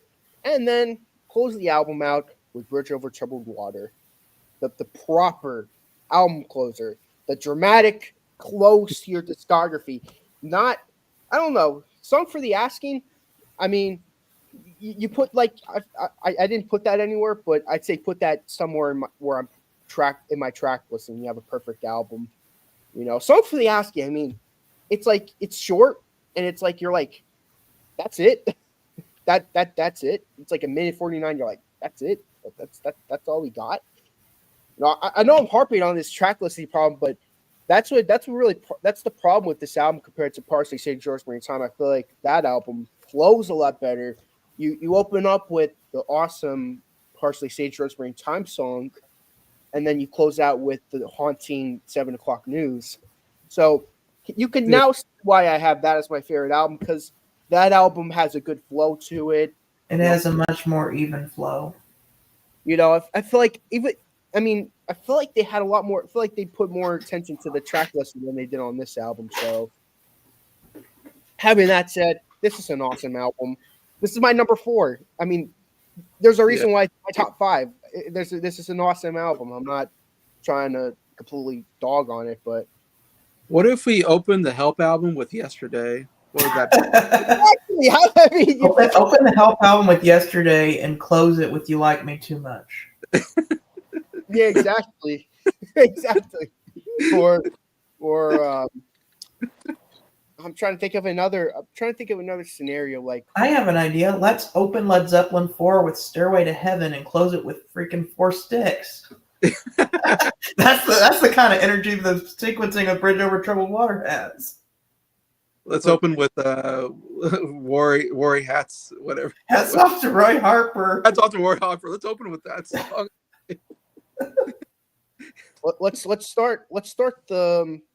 let's start a night at the opera with the Bohemian Rhapsody. Yeah. Let's start with Bohemian Rhapsody. The last song be "I'm in Love with My Car." Yeah, like I'm in love with my car. Or Sweet Lady, you call me sweet like I'm some kind of cheese. Oh man, I love it. But yeah, that's my number 4. Even though it's funny, I say all those problems, but at the end of the day, these are such great songs. Bridge Over Troubled Water, that's a great song. El Contrapasa, I love that song so much. Cecilia, I don't care. Cecilia and Keep the Customer Satisfied, those are my 2 favorite songs for them still. And they're like back to back on the album, like the 2 funnest songs on the album. And my favorite deep cut, my favorite song from them still Keep the Customer Satisfied, because I love the horns. It's fun. It's energetic. I'm glad we all could agree that's a great song. I thought maybe I would be like the lone wolf, like who likes that song. So I'm very happy. We're all together on that. This is my top 5 on that album. And I'm very happy about that. So long for Frank Wright. I'm starting to like that one a lot more. I enjoy. I really like Boxer, Baby Driver. Why Don't You Write Me? Only Living Boy in New York, and last 2 songs, even though they don't really belong, at the end of the album, I still think they're decent enough to roast it up as my 4th favorite album of this year. So that's my number 4. I did spend a lot of time talking about this album, but it's an album I recommend. It's not like me spending a half hour going off of the Monkees when we were reviewing Springfield. I still can't believe we spent that much time talking about the Monkees. Number 3, Deja Vu. All right. By Crosby, Stills, Nash and Young. There was a time where this was my favorite album of the year. I thought it might be number 1 for you, but yeah, that's good. It's not top 3 though. This is still a top 3 album. It's so good. Like you take all the best talents from Crosby, from Buffalo Springfield, Graham Nash of the Hollies. Crosby from the Byrds. Sorry, Stills from Buffalo Springfield. Sorry. It's 240. 1040 where I am. It's my brain's starting to mess up on me. And of course the new addition of Mike Nesmith from the Monkees. I mean Neil Young from Buffalo Springfield. If you know, you know. But yeah, this is an awesome album. You start off with Carry On with Stills.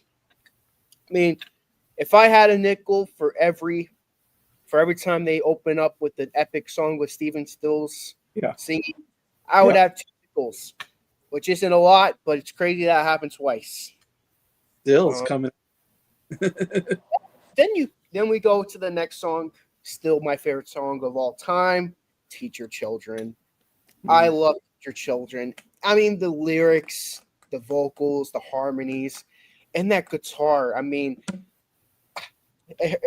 don't like the band that this person plays in, Jerry Garcia, but I gotta give him credit where credit's due. He played a really good guitar on that song. I can't lie.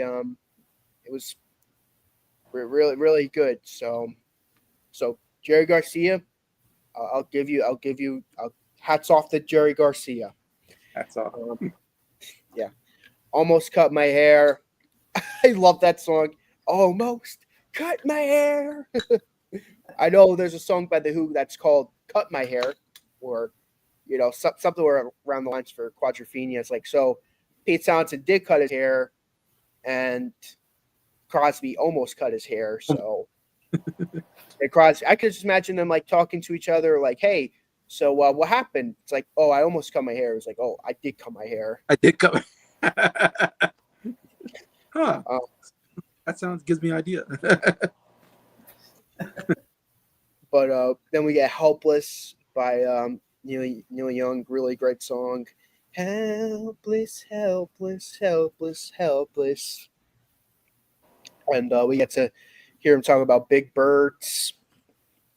You know, not the yellow big bird, but big bird. Be straight. Big birds flying in the sky. Then we get the Joni Mitchell song "Woodstock." I love. Both versions are great for different reasons. I used to prefer this version, but I'm starting to prefer the Joni version. I think hearing her sing about something that she's never been a part of, I think something about that I like. She's because she didn't go to Woodstock, but she wrote about Woodstock. I just like hearing her sing about that, so I do prefer her version. But they're both great for different reasons. I think they're both top notch. Three different songs, yeah. Deja Vu, ooh, that's a great song. I hate to bring this up, but I remember Scott. I remember I called him Garrett. It's like, you're Garrett for the last time. Then it's like this video of me going down to like a roller coaster or whatever, or something like that. I forgot what it was. That girl was trying to do, we'll just say, bold experimental things with my videos, to test my editing skills. Yeah. And it was more just for the editing practice. It was fun though. I thought it was pretty funny. I still think I still like thinking about it. What do. If I had ever been here before, I would probably know just what to do. Don't you? Then we get to Scott's favorite song on the album, "Our House," and that's one of my favorites too. Our house is a very, very, very nice house. Oh, I love that song. And he was dating Joni Mitchell. Yeah, Joni Mitchell. Yeah. Hey, two great songs. A great album and a great song came out of their relationship. We got Blue out of that relationship, and we got Our House out of that relationship. So it's a win-win situation. And of course, I feel bad for Joni, what she had to go through with Graham Nash. But come on, we got a really good album out of it with Blue. Yeah. Love Blue, by the way. What year is that again? I think it's 71. 71. So just next year. Next year. I'm hoping I could squeeze that in there. I know Bryer will, but I'm hoping I'm with 71's a loaded year. I love that album. It's an album that I'm really appreciating because, her voice, her high pitched voice, and I don't know the lyrics and stuff. I'm like, she's one of the most underrated singer songwriters. I mean, I know her albums are on the the Rolling Stone Top 500, but I think like as of like I don't think people around a lot of people older they talk about like the Beatles and Led Zeppelin, but they don't, and Bob Dylan, but they barely hear people talk about Joni Mitchell. Like she's popular with the critics, but not with the people. Yeah, so hits. Maybe that was it. I don't know. Like I talked to my dad about Joni Mitchell one time. He's like, Joni Mitchell, who's she? I'm like, well, she was in that generation of music with like Bob Dylan. So I'd never heard of her. I'm like, wow, really? My little brother really likes Joni Mitchell. Okay. He got into her, so I'm really happy about that. But anyways, having all that said, I'm excited to talk about Joni Mitchell next year. But 40 plus 20, or as Stills would say, 4 and 20, a really good ballad. Country Girl, really good, and Everybody I Love. Really, really good album. Okay, now for my number 2. And, well, 1968, the Kinks, they won it in 1968, and they won it in 1969. Do they go for a three-peat in 1970? Well, just like the Chiefs, they do not go for the three-peat. Oh, man. Not the Chiefs. Lola versus Power Man and the Money Go Round Part 1. is my second favorite album of this year. All They were right. so close to three-peating. I actually was close to three-peating them, but there's another album that I'm like, well, I got to put this as my favorite because it's so good. But yes, Kinks, they were one album away from getting the glory. I mean, they were close. They were really, really close. I mean, this is such a great album. I mean, Jason knows it. Everyone knows it. I'm basic when it comes to the Kinks. That 5 album stretch they had from Face to Face to this album, it's my favorite 5 albums from them. I don't care. I don't care if it's basic. I don't care if it's the usual, like, your favorite 5 is the big 5. Like, yep, that's the big 5. Face to Face, Something Else, Village Green, Arthur, and Lola. Can you blame me though? I mean, such great music at this time. And this is what I would, I mean, this is to me what I call their Who's Next, even though Who's Next came after this album. It's their rock album. It's like a rock album. You Yeah. have Tenders, starts off with a ballad, kind of like a short version of what their last song would be Gotta Be Free. But it goes into like this rocker, really great song. You get Strangers, which it's my second favorite Dave Davies written / sung song. My favorite still Death of a Clown. Still my favorite King song, by the way, is Death of a Clown. I love that song. Let's all drink to the death of a clown. Love that song. But Strangers, though, awesome song. Really, really cool song. They got Denmark Street. Think there's a lyric where he's saying, follow my nose, kind of like, I don't know why, whenever he says that, or I don't know if he's saying follow my nose or follow my notes, but whenever I hear him say that, I think about the cereal, I forget what it's called, Fruit Loops, follow my nose or whatever. Yeah, Toucan The Sam. fruity taste that shows. Yeah, I think about that whenever I hear Davey sing, when I hear Ray sing that. Get Back in Line, pretty cool song. Lola, I mean, yes, it's a bit overplayed, but it is a classic song. It's pretty ahead of its time. Talk about, it's kind of about transgender people. Yeah. Like, she Yeah. she walks like a woman but talks like a man. I think it's one of the lyrics. I'm a man, and so is Lola. Yeah. Like, what? I'm not a physical man, but when she squeezed me tight, but she barely broke my spine, Papa Lola. But I mean, that's my favorite lyric in the song. It's like, I'm not a very physical man, but when she squeezed me tight, she almost broke my spine. Like, that's crazy, man. That's crazy. I mean, we will end up getting something like that later with Misfits, with the Wardrobe, I think it's called. Thinking of that one. Yeah, Wardrobe. Something like, I mean, they don't talk about it much, but when Ray Davies sings about it, he does surprisingly well. Like, I'm like, okay, this is catchy, and I think he handles it very well. Then we have Top of the Pops, pretty cool song. Then you get the McCartney-esque The Money Go Round. I love that song. This Time Tomorrow, I really like. A Long Way From Home.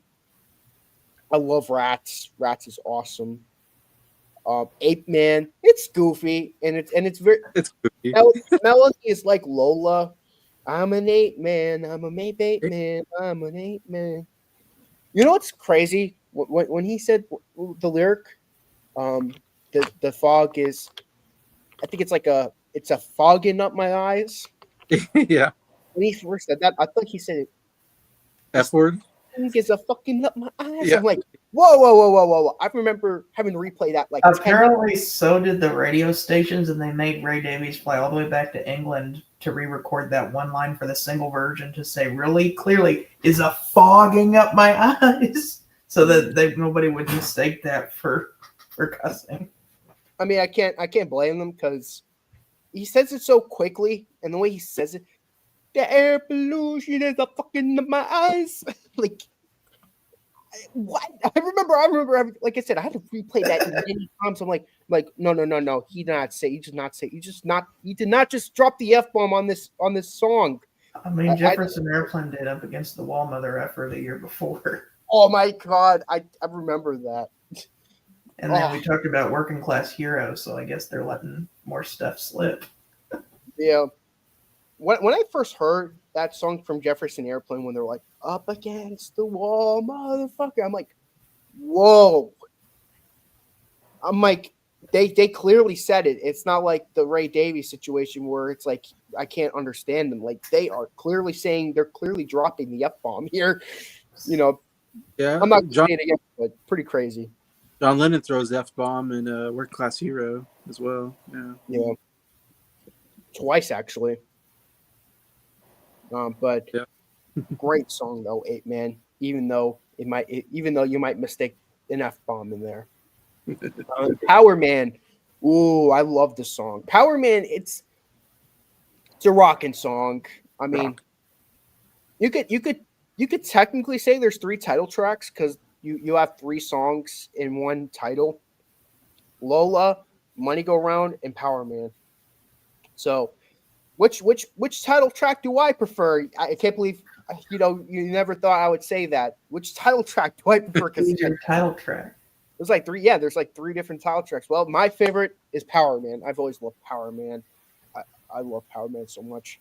Then you have the to me, I thought maybe that should be the album closer, but Gotta Be Free. That's a great epic way to close out the album. And yeah, even though, like I said, this was released before Who's Next, to me this is like a very Who's Next-esque album. I'm not sure if you guys will agree with that or not.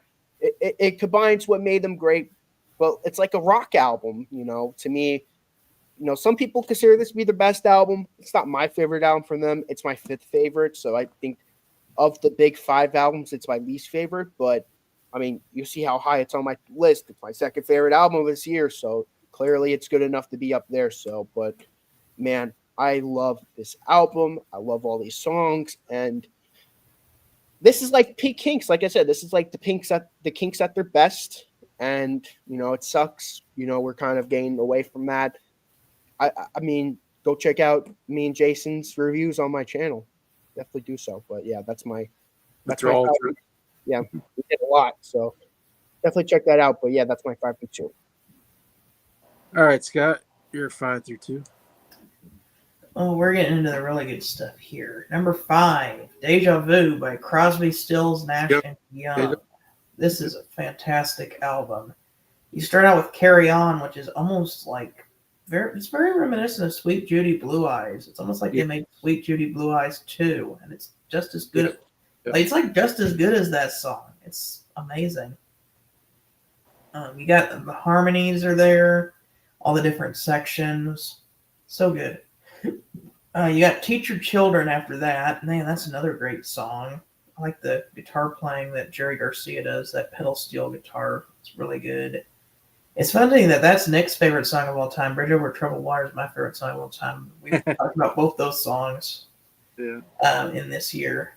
I think Breyer's favorite song, The Show Must Go On. We got a little bit till we get to that one. But mine was yesterday. And yours is yesterday. But Teach Your Children is great. Almost Cut My Hair. It's kind of a ridiculous song, but it has no business being as good as it is with a title like that, but it's amazing. The vocal is just so paranoid, and I love it for that. I almost cut my hair. It happened just the other day. I'm going to let my freak flag fly. That part. Yeah, it's really good. Then you get Neil Young with Helpless. That's a good song. Woodstock. Fantastic song written by Joni Mitchell. I like the guitar playing on that. That guitar riff at the beginning is great. Harmonies are amazing. Kind of portraying Woodstock as almost like this mythical magical land that, if you get there, it'll be like everyone will be in peace and harmony. Turns out everyone was just on drugs, but I guess that's what happens whenever you weren't there and you write a song about Woodstock. CSN were there. They had a really big segment to kind of introduce themselves to the world because they were a very new artist at that time. The second gig, yeah. I mean, they had all been with pretty well known bands before that. And they were probably the first super group Yeah. But yeah, Woodstock is amazing. 4 and 20 is a very haunting song about like, getting by, and like your dad didn't have a good relationship with his wife or something like that, and he didn't want to have the same thing or something like that. And then Our House is my favorite song on the album. I love that song. I like the piano on there. Very happy song. Um, Country Girl, that's a good song. Everybody, I Love You. It's a great album. My one complaint, and it's if they would have just waited just a few more months to put this album out, so they could have put Ohio on there. Yeah, Ohio. Ohio really just seems like the album closer, and I'm so upset that it's not on. I bought the single. I bought the single so that I can play it, and every time after I play the album, I have to play Ohio right after, because I'm like, this deserves to be on the album. That's my number 5 is Deja Vu. My number 4, I think this is the first time anyone's mentioned this album on this stream. We'll see if anybody has it up higher. Jason mentioned a song from it earlier, but it's Led Zeppelin 3. Okay. Starting out with the Immigrant Song, which that's one of the greatest guitar riffs ever, with the ba-da-ba-da-na, ba-da-ba-ba-da-na, and that Viking wail at the beginning. Oh, we come from the land of the ice and snow, and the midnight sun and the hot winds blow.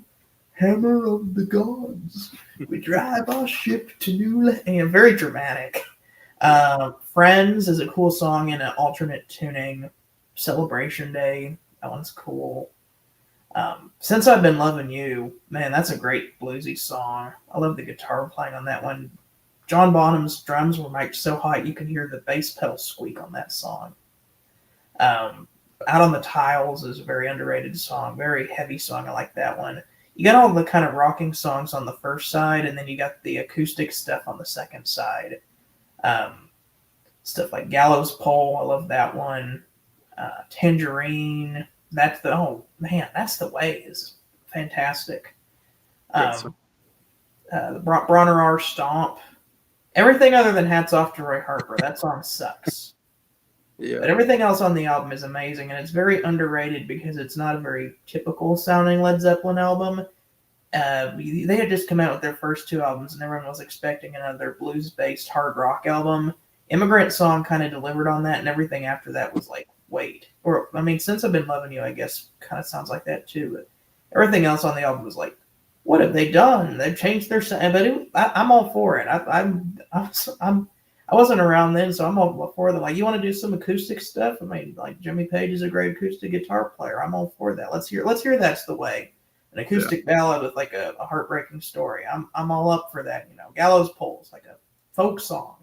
I'm up with a great bass line from John Paul Jones. I'm all up for that. I mean, that's what I like about the next album after that, their 4th album, is it's kind of a good mix of the hard rock and the acoustic folks side. They kind of blend that on that album, but this one's kind of leaning more into that acoustic folk side. And that's why I got it up so high, is because it was unexpected, and I think it works. Number 3, we have Elton John's self-titled album, his first album in America. Love that one.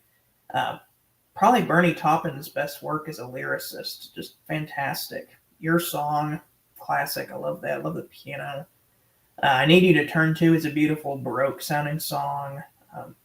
No Shoestrings on Louise almost sounds like a Rolling Stones country song. You got Take Me to the Pilot. That's a fantastic song as well. Border Song, kind of like a gospel sounding song. I like that one. 60 Years On, man, haunting string section there. First Episode at High Enton, man, I can't even describe that song. That song is just a trip in the best way possible. It's a journey, the best way possible. When the theremin comes in, it's just so hauntingly beautiful. And then you got The Cage, which is a rockin' song. And then The King Must Die is an epic way to close that album. I mean, this is just Elton John's, technically his 2nd album, but very early in his career, and he was already, like, him and Birdie are already showing very strong signs of what's to come as an artist there. So Elton John's self-titled album at number 3. Number 2, we got my favorite band, the Beatles, with Let It Be. I love that album. First time mentioned. Yeah. I had it originally a bit lower, but I was just rethinking about the track listing. I was like, no, I can't put this any lower. You've got classic songs like Across the Universe, I Me Mine, Let It Be, Long and Winding Road, Get Back. Yeah, it's too good to put any lower than that. I mean, people will complain about the studio chatter. I mean, a lot of it was recorded in the rooftop concert, so you can expect that. The whole purpose of the album is to kind of feel like you're in the studio with them, and I feel like they succeed with that. The only downside is why would you just put like 30 seconds of Maggie May? It just stops, and that's the end of side one. Like Dig It is stupid, but it just sounds like them goofing off for just a few seconds. It's excusable, but Maggie May is like, oh, they're goofing off. The song cuts off halfway through, and that's the end of the first side. Is so weird.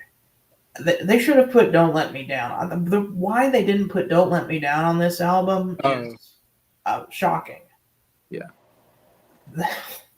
they totally should have put "Don't Let Me Down" on there. That song. What was the first song they wrote for that album too? They have it on the "Let It Be Naked" album, but yeah. Yeah, I don't. We're talking about this is 1970. We're talking about the original album. I've listened to "Let It Be Naked" and I don't like it. I don't like it as much. Yeah. Like it's the same songs, but like all of the songs have gone through an identity crisis. And they're saying like, oh, it's closer to what Paul McCartney wanted these songs to sound like or whatever. Well, you know what? That's not what they ended up sounding like because they got Spector to produce it, and that's the final product. So yeah, the sequencing's a little different and all that. Yeah. But I love this album, and I love how the very end is. I hope we pass the audition. You know, such a cheeky way to end your career. That was perfect. Yeah, it's great. All right, now to you, Bryer. 5 through 2. Okay, 5 through 2. At number 5, here is a band Nick mentioned, but I'm gonna go with a different album. And that is Black Sabbath, Paranoid. I mean, early on, I was really wanting to get the debut on there too because I think it's a really good album as well. But after consideration, yeah, this one kind of squeaked above quite a bit. And this is pretty much their true commercial breakthrough because the debut did really well commercially in its own right, but this is where they really became mainstream. Because of course this album has a couple of their big songs, like the pretty much 3 songs that people always talk about when you think of Black Sabbath, and those songs are War Pigs, the title track, and Iron Man. I mean, all 3 of those probably have some of the most iconic guitar riffs ever conceived. Because Tony Iommi, just such an underrated guitar player. Just his very dark, very brooding guitar tone just totally set them apart from anything else.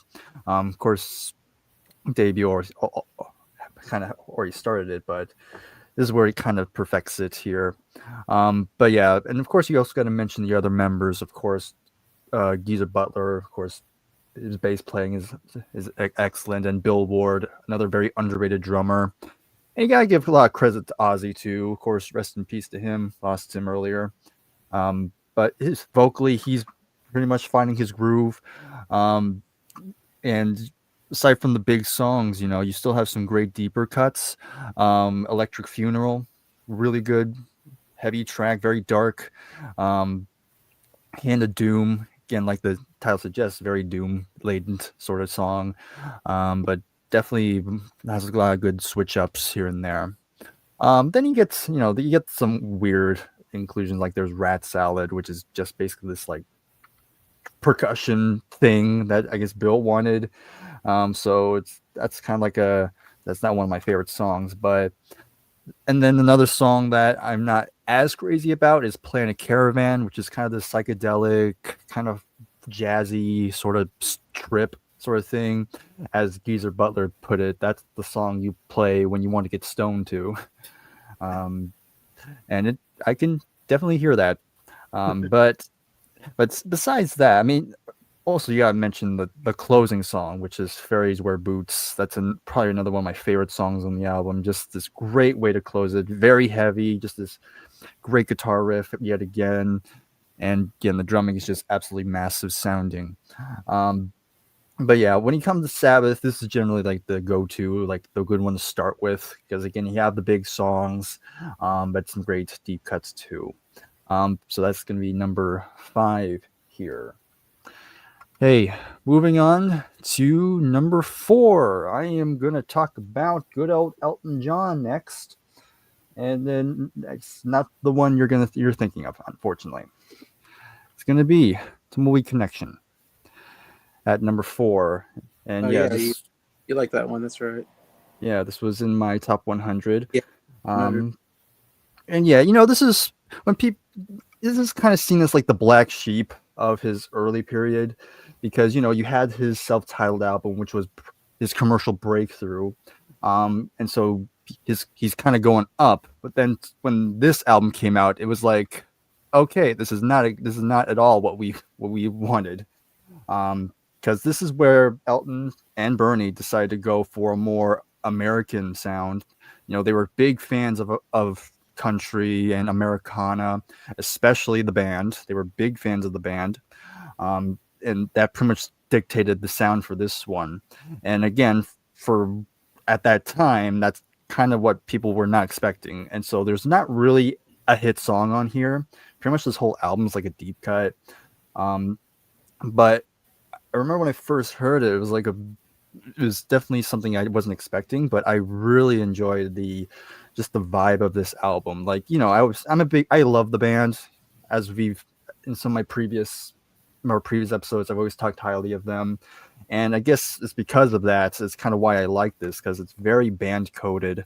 You have some great sort of more Americana arrangements. And I just think it just kind of goes through the entire album, which sounds really good. Ballad of a Well-Known Gun pretty much sets the tone really well, pretty much what you're going to be listening to. Come Down in Time, very nice follow-up song. Country Comfort, that's one of my favorites on there. Just love the vibe of that track. And then you have probably my favorite song, is Son of Your Father, which I really like the vocal Elton does on it. And I like the little bit of the brass that they bring in on this one. I think it sounds really good. Same with My Father's Gun. That's another one of my favorites. I think I confused it. My Father's Gun has the brass. So just had to correct myself there. But that's my favorite. That's one of my favorite songs too. Then you have Where to Now, St. Peter.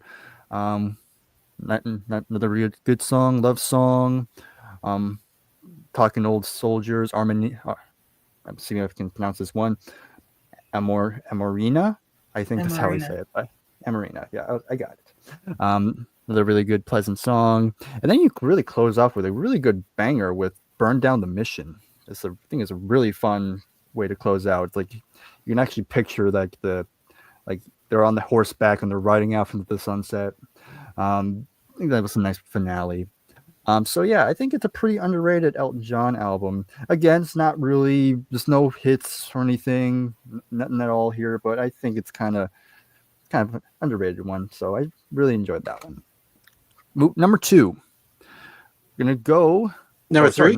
Okay. Sorry. Yeah, these are slim cases, so it's hard to see sometimes. These next 2 are, so they kind of blended together. So number 3, gonna go with the Beach Boys with Sunflower. Oh, Sunflower. Yeah, so again, this is during their not so commercial period, but arguably they released some of their most underrated stuff during this time. This is probably my favorite of this period of them. Again, pretty much everybody's contributing songs on here, and I think what everyone brought was excellent. again, still produced really good. Slip On Through is a great opening song. This Whole World. Then you have Add Some Music to Your Day, which is one of my favorites on here. But another song that got a shout out, it's Deirdre. And I think that was a Bruce Johnson track. I really love Deirdre. Like, it just sounds so good, and the vocal harmony is just really beautiful. And funny enough, parts of this song it's heard in the video game Earthbound during the final boss. So I know, you hear so I love. yeah. Really? So you'll hear like a split second Yeah. like soundbite from it, which is kind of cool. Because Earthbound has a ton of music references in there. Anyway, case, but It's About Time is another good one. Tears in the Morning. Then you have Dennis Wilson's, like, one of his best songs, and that's, of course, Forever. Yeah, just absolutely love that song. Good love song. And yeah, of course, I first heard this song from Full House. John Stamos singing it, but when you hear the original, she's like, okay, this is a lot better. It's fine but when he sings it on the show, but when he's singing on the actual Beach Boys album, I'm like, hold on a minute. yeah, what is this doing here? But in any case, I love Forever. Then the last three songs, Your Sweet Love, At My Window, Cool Cool Water, all fantastic songs. So really, every song on here is great. I love every single song on this one. And again, if I know most casual fans probably aren't familiar with this one, but I think it's definitely worth exploring more. So that's number. Sorry. Was that in your top 100? Yes, it was. I think. Okay, I was thinking it was. Yeah. All right. Next, number 2. For real now, number 2. Okay. All right. Hey, and it's a concept album, and here it goes. It is Jesus Christ Superstar. Yeah, that's a great album. Yes. I have that on vinyl. Yeah. Yeah, same here. You can't even see it, but it is there. It's in the back, but it's just off screen. Yeah. But yeah, Jesus Christ Superstar. Man, this blew my mind when I first heard it. Yeah. Yeah, it's basically a theatrical retelling of the Passion of Jesus and leading up to his crucifixion and all that stuff. But I really thought this was a really cool take on it. Just kind of doing this like very musical approach to it. I think it surprisingly works really well, and of course the performances are definitely worth your admission. So of course you have different people playing different characters. I'm not going to go through them all, but of course the big ones. You have Yvonne Elliman as Mary Magdalene, who of course you would hear her later in the decade. She sang "If I Can't Have You" on the Saturday Night Fever soundtrack. Okay. So there's that. Then you have Murray Head as Judas Iscariot. And then, of course, playing Jesus himself, you have the man, the myth, the legend, Ian Gillan from Deep Purple. Deep Purple. Yes. And to me, this has more of some of Ian's best singing, because he is just on fire the entire time. And funny enough, he actually recorded his parts in a single afternoon. Because Oh wow. Yeah, because he had a Deep Purple concert that night, so he didn't want to miss that. So he just quickly came in, like, okay, what am I doing here? Okay, what's going on here? Okay, this is what's going on, and he was like, okay, got it, and just banged it out in just like in 1 or 2 takes. Yeah, there's some huge notes on that album. Oh yeah. So if you're an Ian Gillan fan, then you definitely got to check out the original album. Yeah. But yeah, I mean, I could go through every song, but if you know the story, then you pretty much can follow along on here. But of course, there's some big songs. Of course, it had a big single with the song "Superstar," which pretty much sums up the album. That's a really good one. And then of course the other. You were gonna say? I Don't Know How to Love Him, I think. Yeah, I Don't Know How to Love Him. That was the other single. And of course, I don't think it was a single, but of course the other big number on here was Gethsemane. which is again Ian's big Oh, vocal yeah. moment. Of course, sets the standard for everybody who has to sing that song. Yeah, John Legend had to do it on the live. Yeah, I heard it and was like, yeah, he didn't even try. Couldn't do it. Yeah. But still, yeah, it's a great album. I mean, I guess I can kind of see some people having a trouble with it. I know when it came out, some religious people really didn't like it. Yeah. My mom always says like the music is great, but she says it's somewhat heretical because it's from the perspective of Judas. Yeah. So there's that. But I don't know. If you can get past that, it's a really cool take on it. And I just think, like I said, the performances and even the musicianship is amazing. There's some good guitar work, some great bass work on here, drumming, all the backing singers, everything is just fantastic.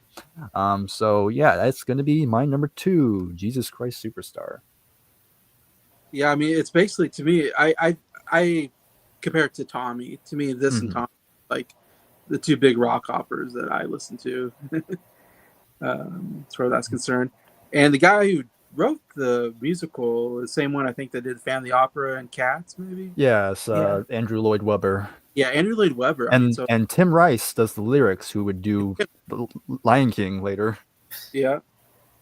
So I mean, you're talking about legends in the music business. So yeah. All right. I guess my 5 through 2.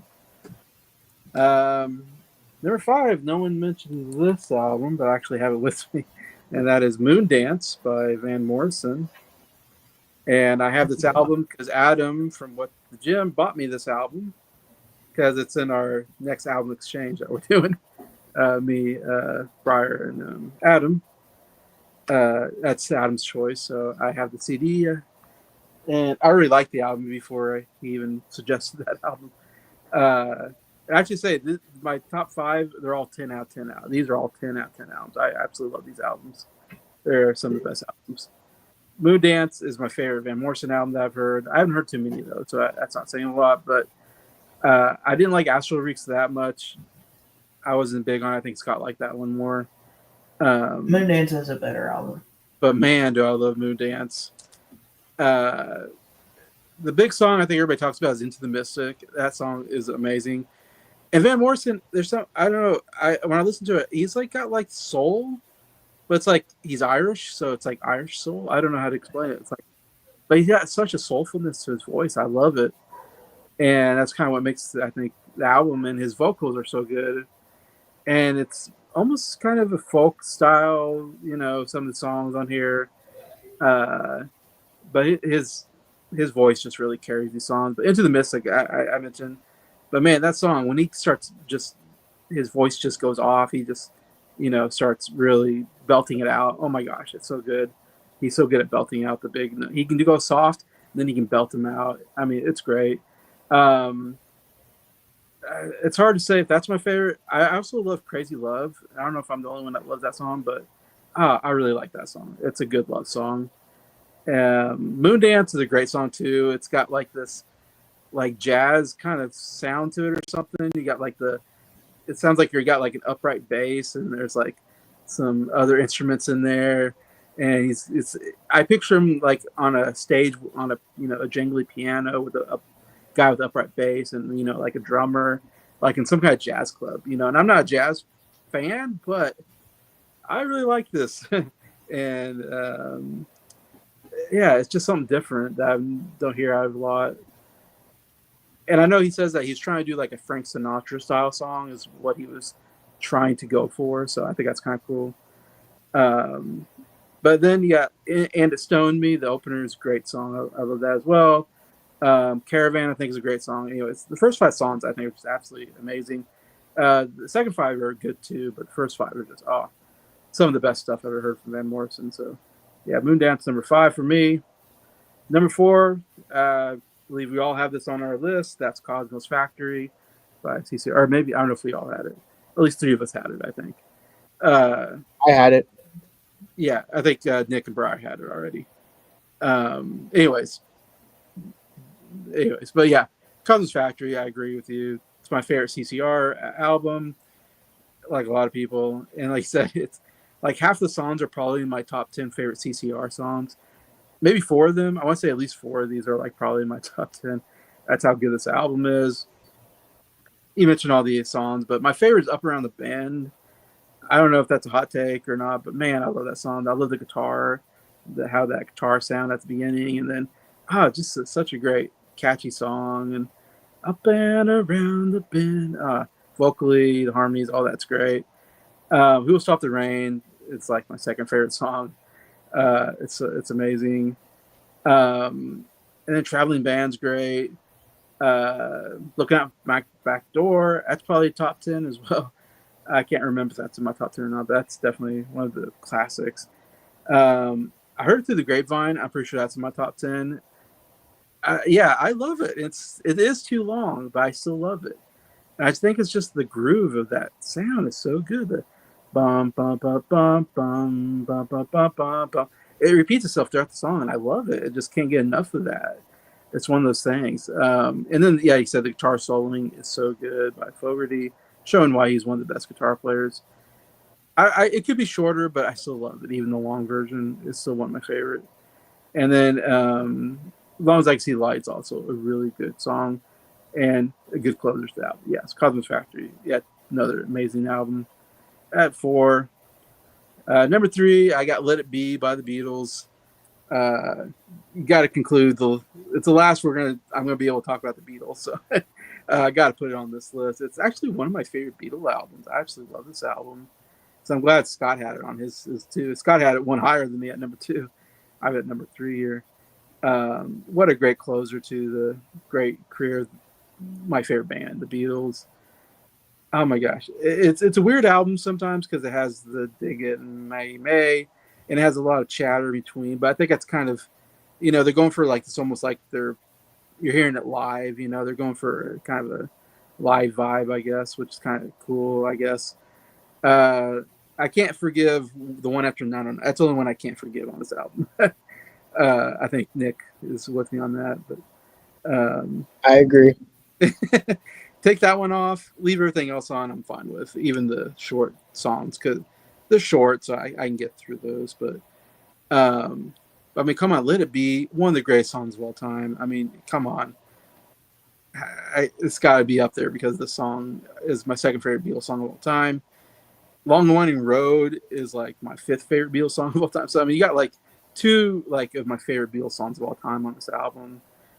Both great Paul McCartney piano like ballads, amazing stuff.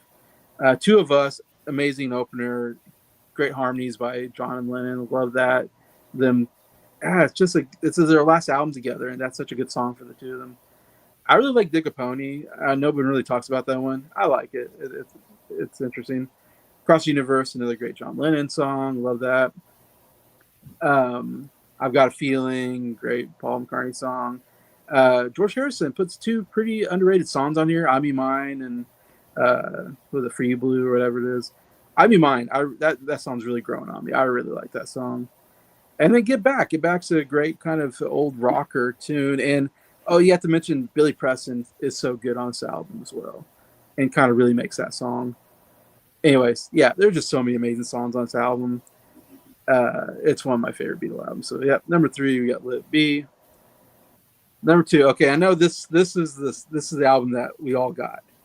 Bridge Over Troubled Waters by Simon Garfunkel. I have it number 2. Completes our quadfecta, whatever you call it. I don't know if that's the word, but yeah. And so I asked the question, did the Grammys get it right? Bridge Over Troubled Waters winning best album? And I'll say yes, they did. Even though it's my number 2 album, the fact that all 4 of us have it on our list, I think we all say yes. That was a good pick.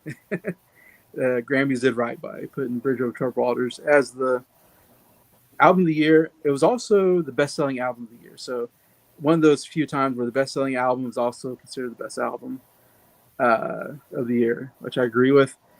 And I have it at number 2, so it barely misses out number 1. It is my favorite Simon Garfunkel album.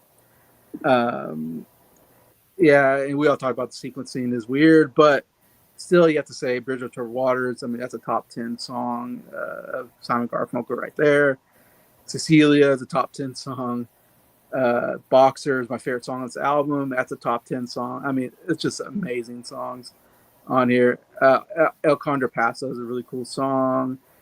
And then you got some great deep cuts. I think that's what makes this album so good. Is Keep the Customer Satisfied is one of the best discoveries I've had on this album. How this could be a hit song, but it's not. No one probably knows the song unless you are, listen to all the Simon Garfunkel albums and come across it like I did. So Long Shrink for Floyd Wright. I really like that song. That's a nice acoustic number. I think I've heard some people don't like that song. And I was like, really? I like it.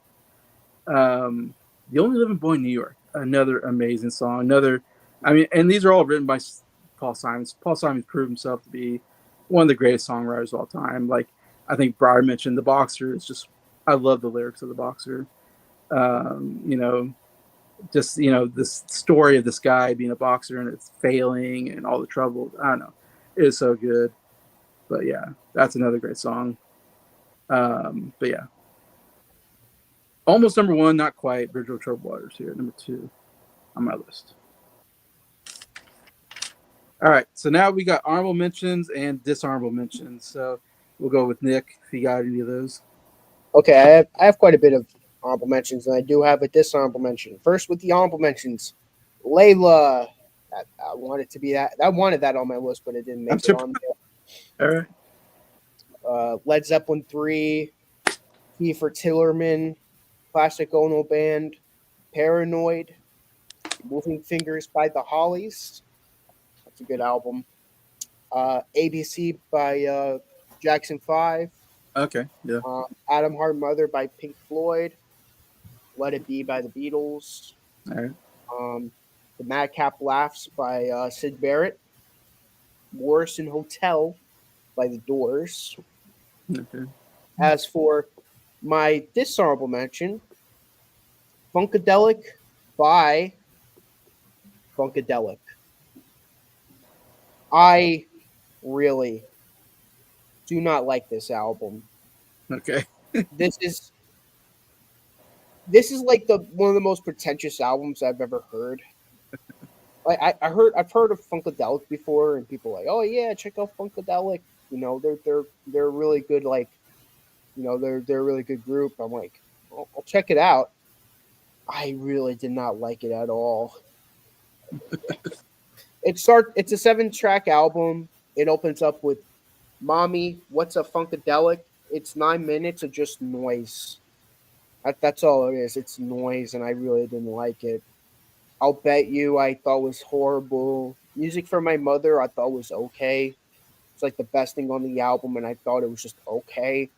I Got a Thing, You Got a Thing, Everybody's Got a Thing. Just an awful track to close out the side. Side 2, 3 songs, and all 3 of them were just garbage. I'm not even going to dignify them with the review. This was a horrible album. It was a chore to go through. That's all I gotta say. It was a really big chore to go through, and it was. When people talk about Funkadelic, the only album they ever talk about is Maggot Brain. Oh man, I hate that album cover. Oh my god. Oh, that's another album. We'll see where I put that on next year's list. Maggot Brain, but terrible title too. Maggot Brain. I did not care for their debut album. I didn't care for their second album, but I thought Funkadelic was worse. I mean, you know what? The second album's also really bad. I'm gonna tie it. I think it's worth tying. I think Free Your Mind and Your Ass Will Follow. I'm not. That's the name of the album. That's the name of the album. It's a tie. I'm tying those 2 albums as the worst album of the year. I did not care for Funkadelic. I thought there were. I mean, people. Chris Crystal, I think that's her name on As It Should Be. She's like, yeah, I love Funkadelic. I'm like, you know what? I agree with you with the Who. That's her favorite band. Maybe I'll agree with you on Funkadelic. Nope. Sorry, Crystal, if you're watching this, I do not care for Funkadelic. I really, I think that's horrible. I think they're trying. It's like experimental stuff with like funk at the same time, like funk soul. It just does not work at all. I mean, yeah, you'll see what I think about Maggot Brain when we do it next time around. That might also If you be want good funk soul that's slightly experimental, Sly and the Family Stone. Yeah, they're great. They're really good, and I think War as well. They had and War. I know. Of course. Why Can't We Be Friends? That album, I think that's a good album, and to get the world is a ghetto. Those are two good albums. That's ghetto. I mean, that's funk soul done right. This is like funk soul in like the most pretentious way possible. Both albums were horrible. You'll see what I think about Maggot Brain when we talk about it for next time. That might also be the worst album of the year. I'm sorry if you're a Funkadelic fan. I'm very, very sorry, but I do not like Funkadelic at all. I think they're pretentious. All right, Scott, any honorable mentions or dishonorable mentions? Honorable mentions: Chicago self-titled album Moondance by Van Morrison, which I'm glad that you mentioned that. My favorite on there's the title song, and second favorite is probably Caravan. I love that one. That's good. Sweet Baby James by James Taylor, Fire and Rain, classic. Yeah. Climbing by Mountain, that was a very good hard rock album. Okay. First Step by The Faces, featuring Rod Stewart. This one is one that's kind of slept on. Watertown by Frank Sinatra. Okay. I thought that was actually pretty good. McCartney by Paul McCartney. Closer to Home by Grand Funk Railroad. I'm Your Captain is awesome. Fire and Water by Free features the big hit All Right Now. Paul Rodgers before he was in Bad Company. John Barleycorn by Traffic. Stage Fright by the band. Sunflower by the Beach Boys. Adam Hartmother by Pink Floyd. Trespass by Genesis. The Man Who Sold the World by David Bowie. Naturally by Three Dog Night, and Emerson, Lake and Palmer's debut album. Okay. And then I don't have any dishonorable mentions, but if what Nick is saying about that Funkadelic album is true, then we'll just go with. Oh, I think Alice Cooper made another album this year. I don't know if it's as terrible as his first one, but I hear he doesn't get good until like his third or fourth album. Yeah. Yeah, 71's where he starts to get good. Then we get no more Mr. Bad Guy. Yeah. All right, Bryer, any honorable dishonorables? Okay, all right, we got a lot here. I'm going to try to go quick. I had to listen to 70 albums for this one. These are all albums you own too? Yes. Yeah. Wow. Okay. All right, and that's not even the most. We'll get to the year that gets the most later. 73 or something like that. 73, 75. Those are the two big years. Okay. Yes. All right. So honorable mentions. So first one, we have an album called Death Walks Behind You by a band called Atomic Rooster. That was a recent one I heard. Badfinger, Magic Christian Music with Come and Get It on it. Black Sabbath, self-titled album. Another blues hard rock band called Cactus with their self-titled album. A prog band called Caravan. If I could do it all over again, I'd do it all over you. Long title. Chicago, self-titled. Crosby, Stills, Nash & Young, Deja Vu. Man Who Sold the World by David Bowie. Derek and the Dominoes, Layla.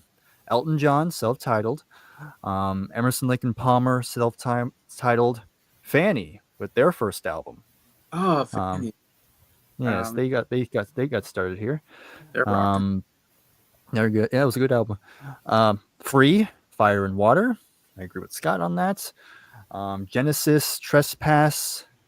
Another prog band called Gentle Giant with their first album. Grand Funk Railroad, Closer to Home. Ike and Tina Turner, Working Together. And then we have Joe Walsh's early band, James Gang, with the album Rides Again. James Taylor, Sweet Baby James. Yeah.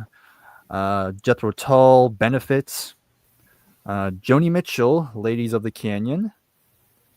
King Crimson, In the Wake of Poseidon. That's their second album.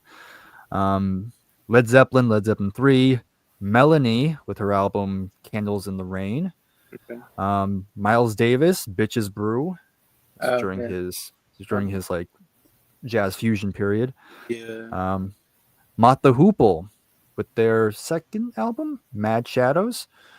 Mountain Climbing. Neil Young, After the Gold Rush. Santana, Abrexas. Brexit. Slade, Play It Loud. It's their second album. You have the band Spirits with the album 12 Dreams of Dr. Sardonicus. Stevie Wonder, Signed, Sealed, and Deliver. All Yeah, right. I'm glad we have that as an honorable mention. Yeah. The Stooges, Funhouse, another recent listen. Actually, probably my favorite one I've heard from them. Wow. The Band, Stage Fright. The Beatles, Let It Be. The Byrds, Untitled. Tired. Yeah. The Doors, Morrison Hotel.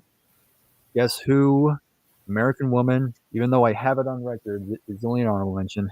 Mm-hmm. Almost done here. The Kinks, Lola, blah blah blah blah blah. The Moody Blues, A Question of Balance.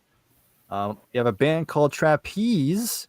Of course, if you don't, of course, Nick knows the singer Glenn Hughes. This is the band he was in before he joined Deep Purple. Uriah Heep with their first album, Very Heavy, Very Humble. Prog band, Vandegraaff Generator. The least we can do it is wave to each other. Van Morrison, Moondance. Then you have a band called Warhorse with their first album. Again, if you're a Deep Purple fan, their original bass player was Nick Simper. This is the band he formed after he was fired. Wishbone Ash with their first album. And the last honorable mention, Yes, Time and a Word. Oh, I forgot And that. yeah. And then my dishonorable mention, and it was kind of surprisingly easy. Al Stewart, Zero Oh. She Flies. Right. He said something else.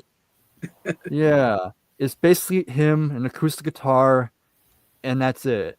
I just kind of thought it was very boring. Okay. I don't really remember any of the songs, honestly. Yeah, it was kind of a dull listen. It's not even that long of an album, but it just felt longer. So that's my dishonorable mention. Sounds like he had to get Alan Parsons to make him interesting. Yes. Yeah. I would agree with that. All right. So I don't have any solo Beatles in my top 10, but there are in my honorable mention. So we do get Classic Ono Band here by Lennon, All Things Must Pass by George Harrison, McCartney by Paul McCartney, which McCartney's the only person I don't think made it in the top 10. So poor McCartney. I do like that album, but he's going to do better next year. He'll do better. Yeah. They all do kind of, well, him and Lennon, I think, do a little bit better. But then we got Elton John's self-titled album. Stephen Still's self-titled album. That's good as well. Chicago. I don't know if it's Chicago 2 or Chicago. I don't know what to call it. It's either one. Okay. And then Led Zeppelin 3 is also an honorable mention as well. And I can't leave Ringo out, so I will mention Ringo as a dishonorable mention for Boot Cups of Blues. And Nick knows that I don't like that album. So. Yeah. Nick knows I think it's a boring album. Yeah, I knew that. Yeah, so shouldn't surprise him too much. I put that there. But there's probably worse albums I haven't heard yet. But that's the one I thought of. Oh yeah, I'm not upset at all. But I got all. I'm sure if you heard Funkadelic, you probably would have had that as your worst album. It's possible, yeah. It's pretty bad. But all 4 Beatles are represented, so that's something, right? Okay. All right. What is our favorite album of 1970? All right. So the band that stole the three-peat from the Kinks, you could call them the Eagles of this year. And that's gonna be the Beach Boys. The Beach Eagle. Boys. The Beach Boys have won the title with Sunflower. I had a Yes, feeling something would be in there. the 1970 album champions, Wow. Sunflower. Beach Boys have So, won so much for you. well, they haven't won a lot. They made the list a lot. Like Oh, they okay. contenders. Like actually, yeah, no, 62 they were not. 63 no. Let me look because I want to because it's been a while since I've looked at my previous list. I don't think Surfer Girl was my favorite album of 63. Yeah, no, Uh, it was Ring of Fire. So 63, no, they didn't win it there. Um, they did win it in 64, so there's that. I thought so. 65, I'm pretty confident no. Okay. Yeah, my generation. That was the Who won it that Okay. year. Okay. 66 was Parsley, Sage, Rosemary, and Thyme. So even though Pet Sounds is an incredible You know album, the Pet Sound year. they got you could say they got fleeced that year. So 67, I put Jefferson Airplane. I think they're like a 1 year wonder. I don't think they're at this point they're not winning. They're not even making my list anymore. You know, after Volunteers, they're pretty much done. And of course, you know, the Kinks, they Okay, repeat. but there's Kinks, been a lot. Beach yeah, Boys dominated your list, though. I yes, think they kept making it in the list. They they kept make it every year. ending, but they've only won it once until now. Okay, So Beach 1 year Boys, yeah, you had 3 Beach Boys albums on your list 1 year, I think. yeah, the Beach Boys they were contending so much, but Yeah. they did have the one album all summer long that year. That's the year you're talking about. The Christmas album, Yep, Christmas Shutdown album. Volume 2, and all summer long. So they did win 1 year at least. I mean, 3 albums. One of them had to be number one, you know. But it took them 6 years, and now they finally are back on top of the music world for me. So 1970, Sunflower is they're the winner. So um, yeah, I mean, where do I even begin with this album? This is one of the best albums ever made for me. I still think it's still my favorite Beach Boys album. You know, I'm sorry, Pet Sound fans. I love Pet Sounds. Definitely top 5 Beach Boy albums for me, but Sunflower will always take my place. You know why? It's kind of the reason why Jason has a Revolver as his favorite Beatles album. It's it's just every song is so good, and it's like you get everyone's included in this album. You know, it's not just Paul McCartney. I mean, Paul McCartney on Revolver, not just John Lennon. See with this album, it's not a Brian Wilson album. It's a Beach Boy album. You get everyone included. Dennis Wilson gets 3 songs. Bruce Johnson gets 2 songs. Mike Love, he gets a song with "Add Some Music to Your Day," kind of. Brian Wilson gets a song. Um, Al Jardine gets involved in a song. Carl Wilson gets a couple of songs. So everyone's involved. This is like a full band project. This is like the most Beach Boy album you could think of, like where everyone's involved. This isn't like one band member taking over. It's everyone. And that's why I think it's my favorite Beach Boys album. First off, Slip On Through. You get a Dennis Wilson song to open up your album. That never happened before. You didn't have Dennis Wilson open up the Beach Boy album before. He's either Mike Love or Brian Wilson. Well, Carl Wilson opened up Wild Honey, but that was a Carl. I feel like that was a Carl Wilson album. I feel like he was pretty in charge of that album. So Yeah. this album, though, get Dennis Wilson open up the album. That's how you know it's going to be different than the rest of the Beach Boy albums. This is like we got 15 albums before this. This is their 16th album, and this is the first time that they open up with Dennis Wilson. That just goes to show how much different they're going in this album, the direction they're going in, and it's awesome. You know, he really really cool song. This Whole World, awesome Carl Wilson song again. He has such a great voice. Brian Wilson wrote it, but Carl Wilson, such a great singer. Add Some Music to Your Day. This was pushed as a single, but radio stations, they were like, yeah, they're not cool enough now. You know, they were just kind of done with the Beach Boys at this point, so they kind of just pushed them to the side. They're like, yeah, you guys. I mean, we appreciate what you guys are doing, but yeah, you guys aren't hip anymore. So they kind of pushed that song to the side, which is a shame because it's a really good song. Got to Know Your Woman, another kind of it's like a groove kind of, and it's a Dennis Wilson song, really awesome song. Deirdre, I definitely agree with Bryer. What an awesome song. You know, I always like, I love your red hair, Deirdre. Da da da da da da, Deirdre. Beautiful song. It's About Time, really cool song with Carl Wilson and Mike Love singing together. Side two, I don't I don't know why I love the song so much, but Tears in the Morning, another great Bruce Johnson song. I got tears in the morning, but I don't know what to do.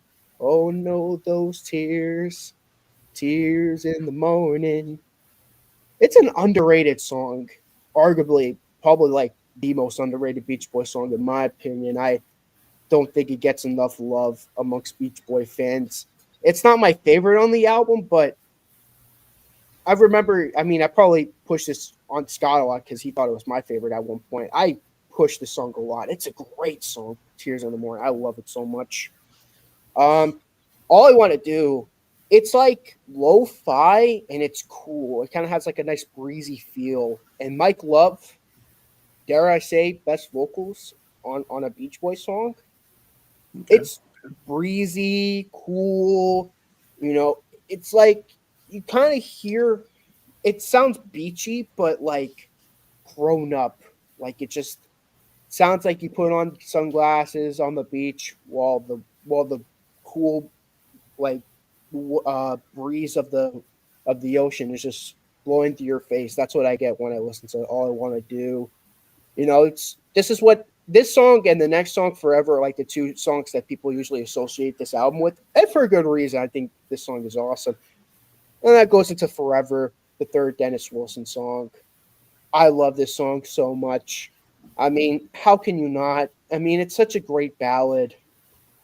And Dennis Wilson, MVP here on the album. I mean, what Okay. bothers me about the next album is that there's no Dennis Wilson songs.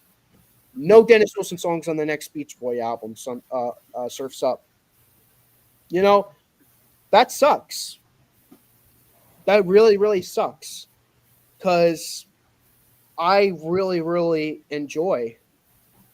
Um, I mean, it's such a good he's such a good writer and he's starting to like really grow as a songwriter, and it sucks that he didn't get any songs on the next album. And by the way, I am looking at my previous list. I do have a Beach Boy album for every year, by the way, from 62 on, so they've Every always been on my list.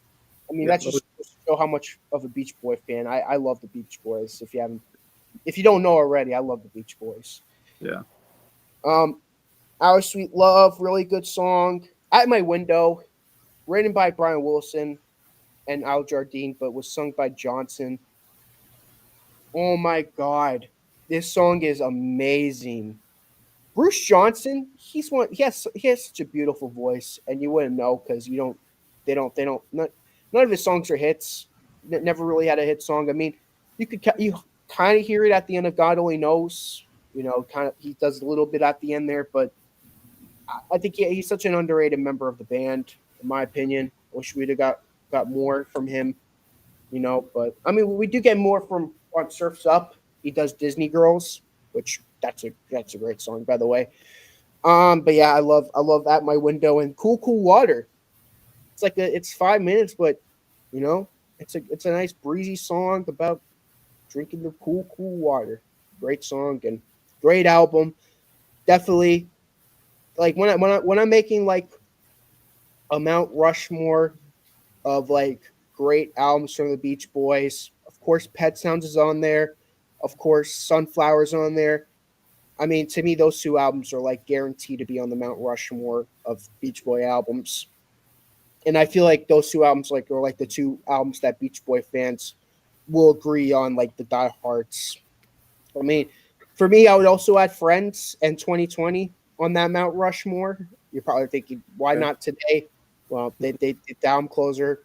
I mean, they closed out on that big sessions, but for me, my Mount Rushmore, Friends, um, uh, Pet Sounds, and Sunflower. I mean, those three definitely the most. But yeah, this period from the Beach Boys, from Pet Sounds to, I mean, I can't even include Pet Sounds, but from Smiley Smile to Sunflower, it's like to me the most underrated portion of the Beach Boys discography.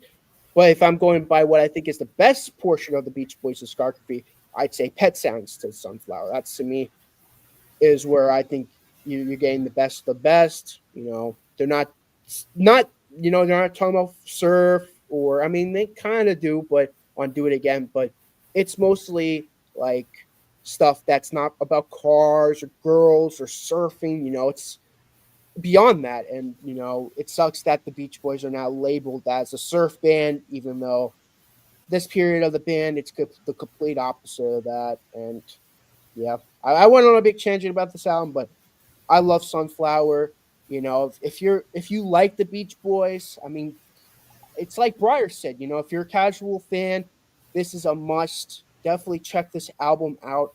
It's an album that is so essential if you want to get more into the Beach Boys. It's the one that I recommend after Pet Sounds. Even though it's my favorite Beach Boy album, I'd say Pet Sounds first, then Sunflower. Those are like the two must listens, and then Today, and then go from there. I can't say any more about this album that's not praising it. I love this album. All right, Scott. All right, my number one album is from an artist who had 3 awesome albums last year that sadly did not make my number one. But it's time for them to take the crown because they are one of my favorite artists. That is Creedence Clearwater Revival, All right, Cosmos Factory. So now that completes our trifecta. Yeah. When you were saying that, and you're like, oh, some of us have it in there. I'm like, just wait. It's there. Wait a minute. I might have said it too soon. I love this album. This is one of my most listened to albums, actually, because every song on here is just amazing. John Fogerty is a great songwriter. It does a couple of covers on here, too, that are pretty good, but all of the original songs are the best stuff. You got Ramble Tamble, which has an awesome guitar riff and a really cool tempo change halfway through. Kind of a jam song. I like that about that. Before You Accuse Me is a Bo Diddley cover.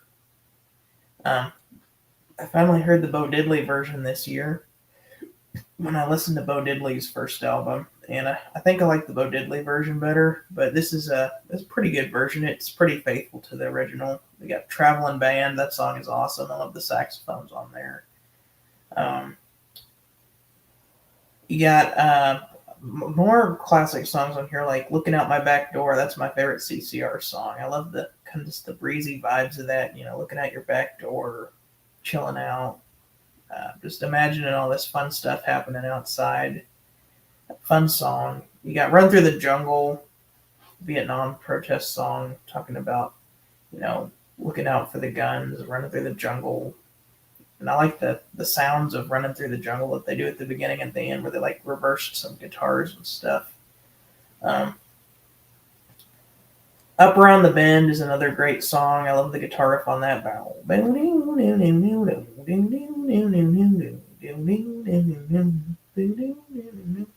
Love that. I love Who'll Stop the Rain. Hot take, I like Who'll Stop the Rain better than Have You Ever Seen the Rain. They're both great songs. I think they're actually almost as good as each other, but I prefer Who'll Stop the Rain just that much more. I listen to both of them all the time, though, but I think Who'll Stop the Rain is a little bit better.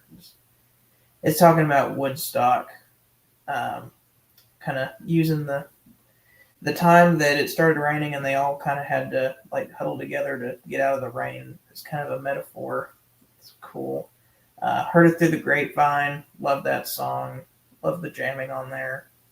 Long as I Can See the Light. It's got kind of like a Motown sound, almost like the electric keyboard on there. And then My Baby Left Me is probably my least favorite song on the album, but it still has that cool acoustic bass thing at the beginning. It's like, so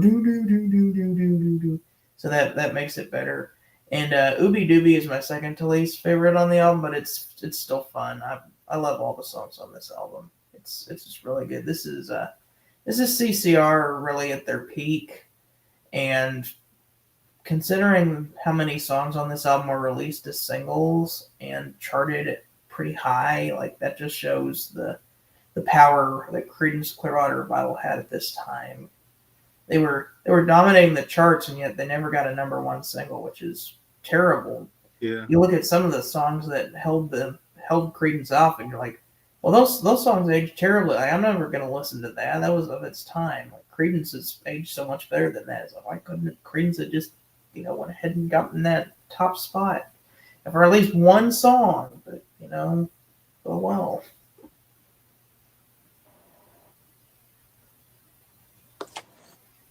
All right, Bryer. Okay, my number one. Well, I already talked about one of them. One of them was honorable mention, so it just comes down to cross elimination. And so, yeah, number one, Deep Purple in rock. Deep Purple. All right. Yeah. Yes. I've said this many times, but this has been my favorite Deep Purple album for quite some time. Even though I love Machine Head, that's definitely close second. But I feel like this album is consistently their most heavy album. Because it's just like very in your face. Because their first three albums was definitely more psychedelic. There was a little bit of a hard rock edge, but it was mostly psychedelic, a little classical here and there. But when they decided to go for this more hard rock approach, they went all in on it. Of course, it's also ironic that my top two have Ian Gillan on singing.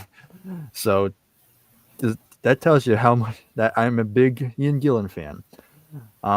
And just when Ian joined the band, it was just like it totally transformed them into like hard rock superstardom.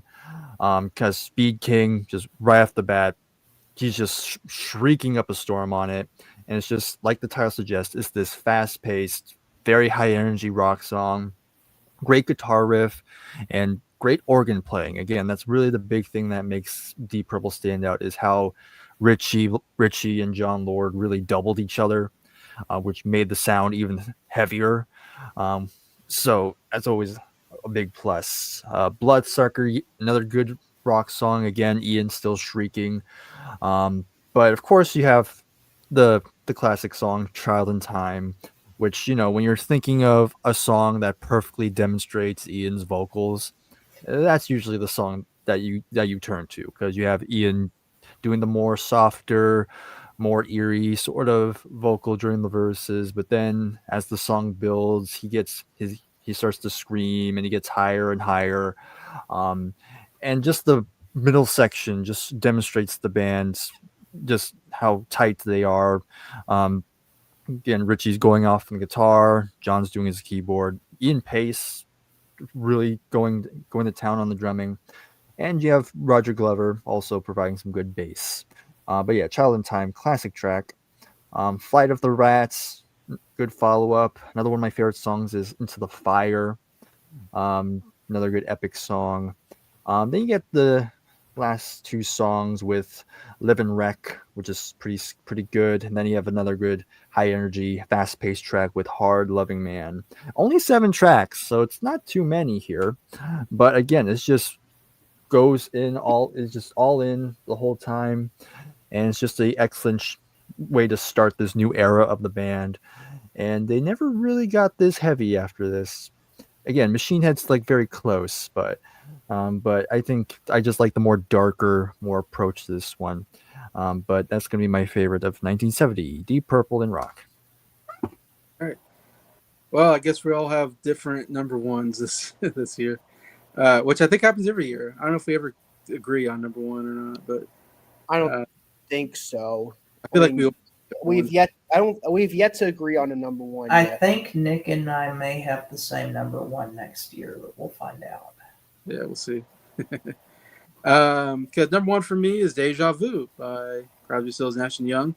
You probably can guess that on my list. I'm a big fan of Crosby, Stills, Nash and Young. And this is actually the second year they won. They were number one because last year Crosby, Stills and Nash debut album was number one for 69. And so, man, incredible to put two absolutely amazing albums back to back. Crosby, Stills, Nash and Deja Vu. Adding Neil Young to the mix here is really cool. What was I going to say about it? Oh, this is a top 10 album all time for me. This is my top 10 favorite album. So, yeah, I love it. Bringing back those great harmonies and lots of really just classic songs for them. As you mentioned, Carry On is my favorite song on here. Yeah, it's like Sweet Judy Blue Eyes. Stephen Stills, at the last minute, he goes, here, I got another song. And it's Carry On. And it's the opener, just like the last album. And it's such an amazing song. Great harmonies with that Carry On, love is. And when I saw them in concert, they opened with Carry On, which I thought was cool. But anyways, Teach Your Children, yeah, one of Nash's best. A little bit of country feel to it, which is interesting. Helpless, I would say it's the best song that Neil Young has on the album, and probably the best song that he contributes to in the album. Ohio is his best song. I love Ohio. That's one of my favorite songs. It's not on the album, but that's probably the best contribution he has to the band. But Helpless is a great song. It's my favorite of his on here. Woodstock, just a rocking number. Really good rocking song. Deja Vu, probably the best song that I think this is a Crosby song.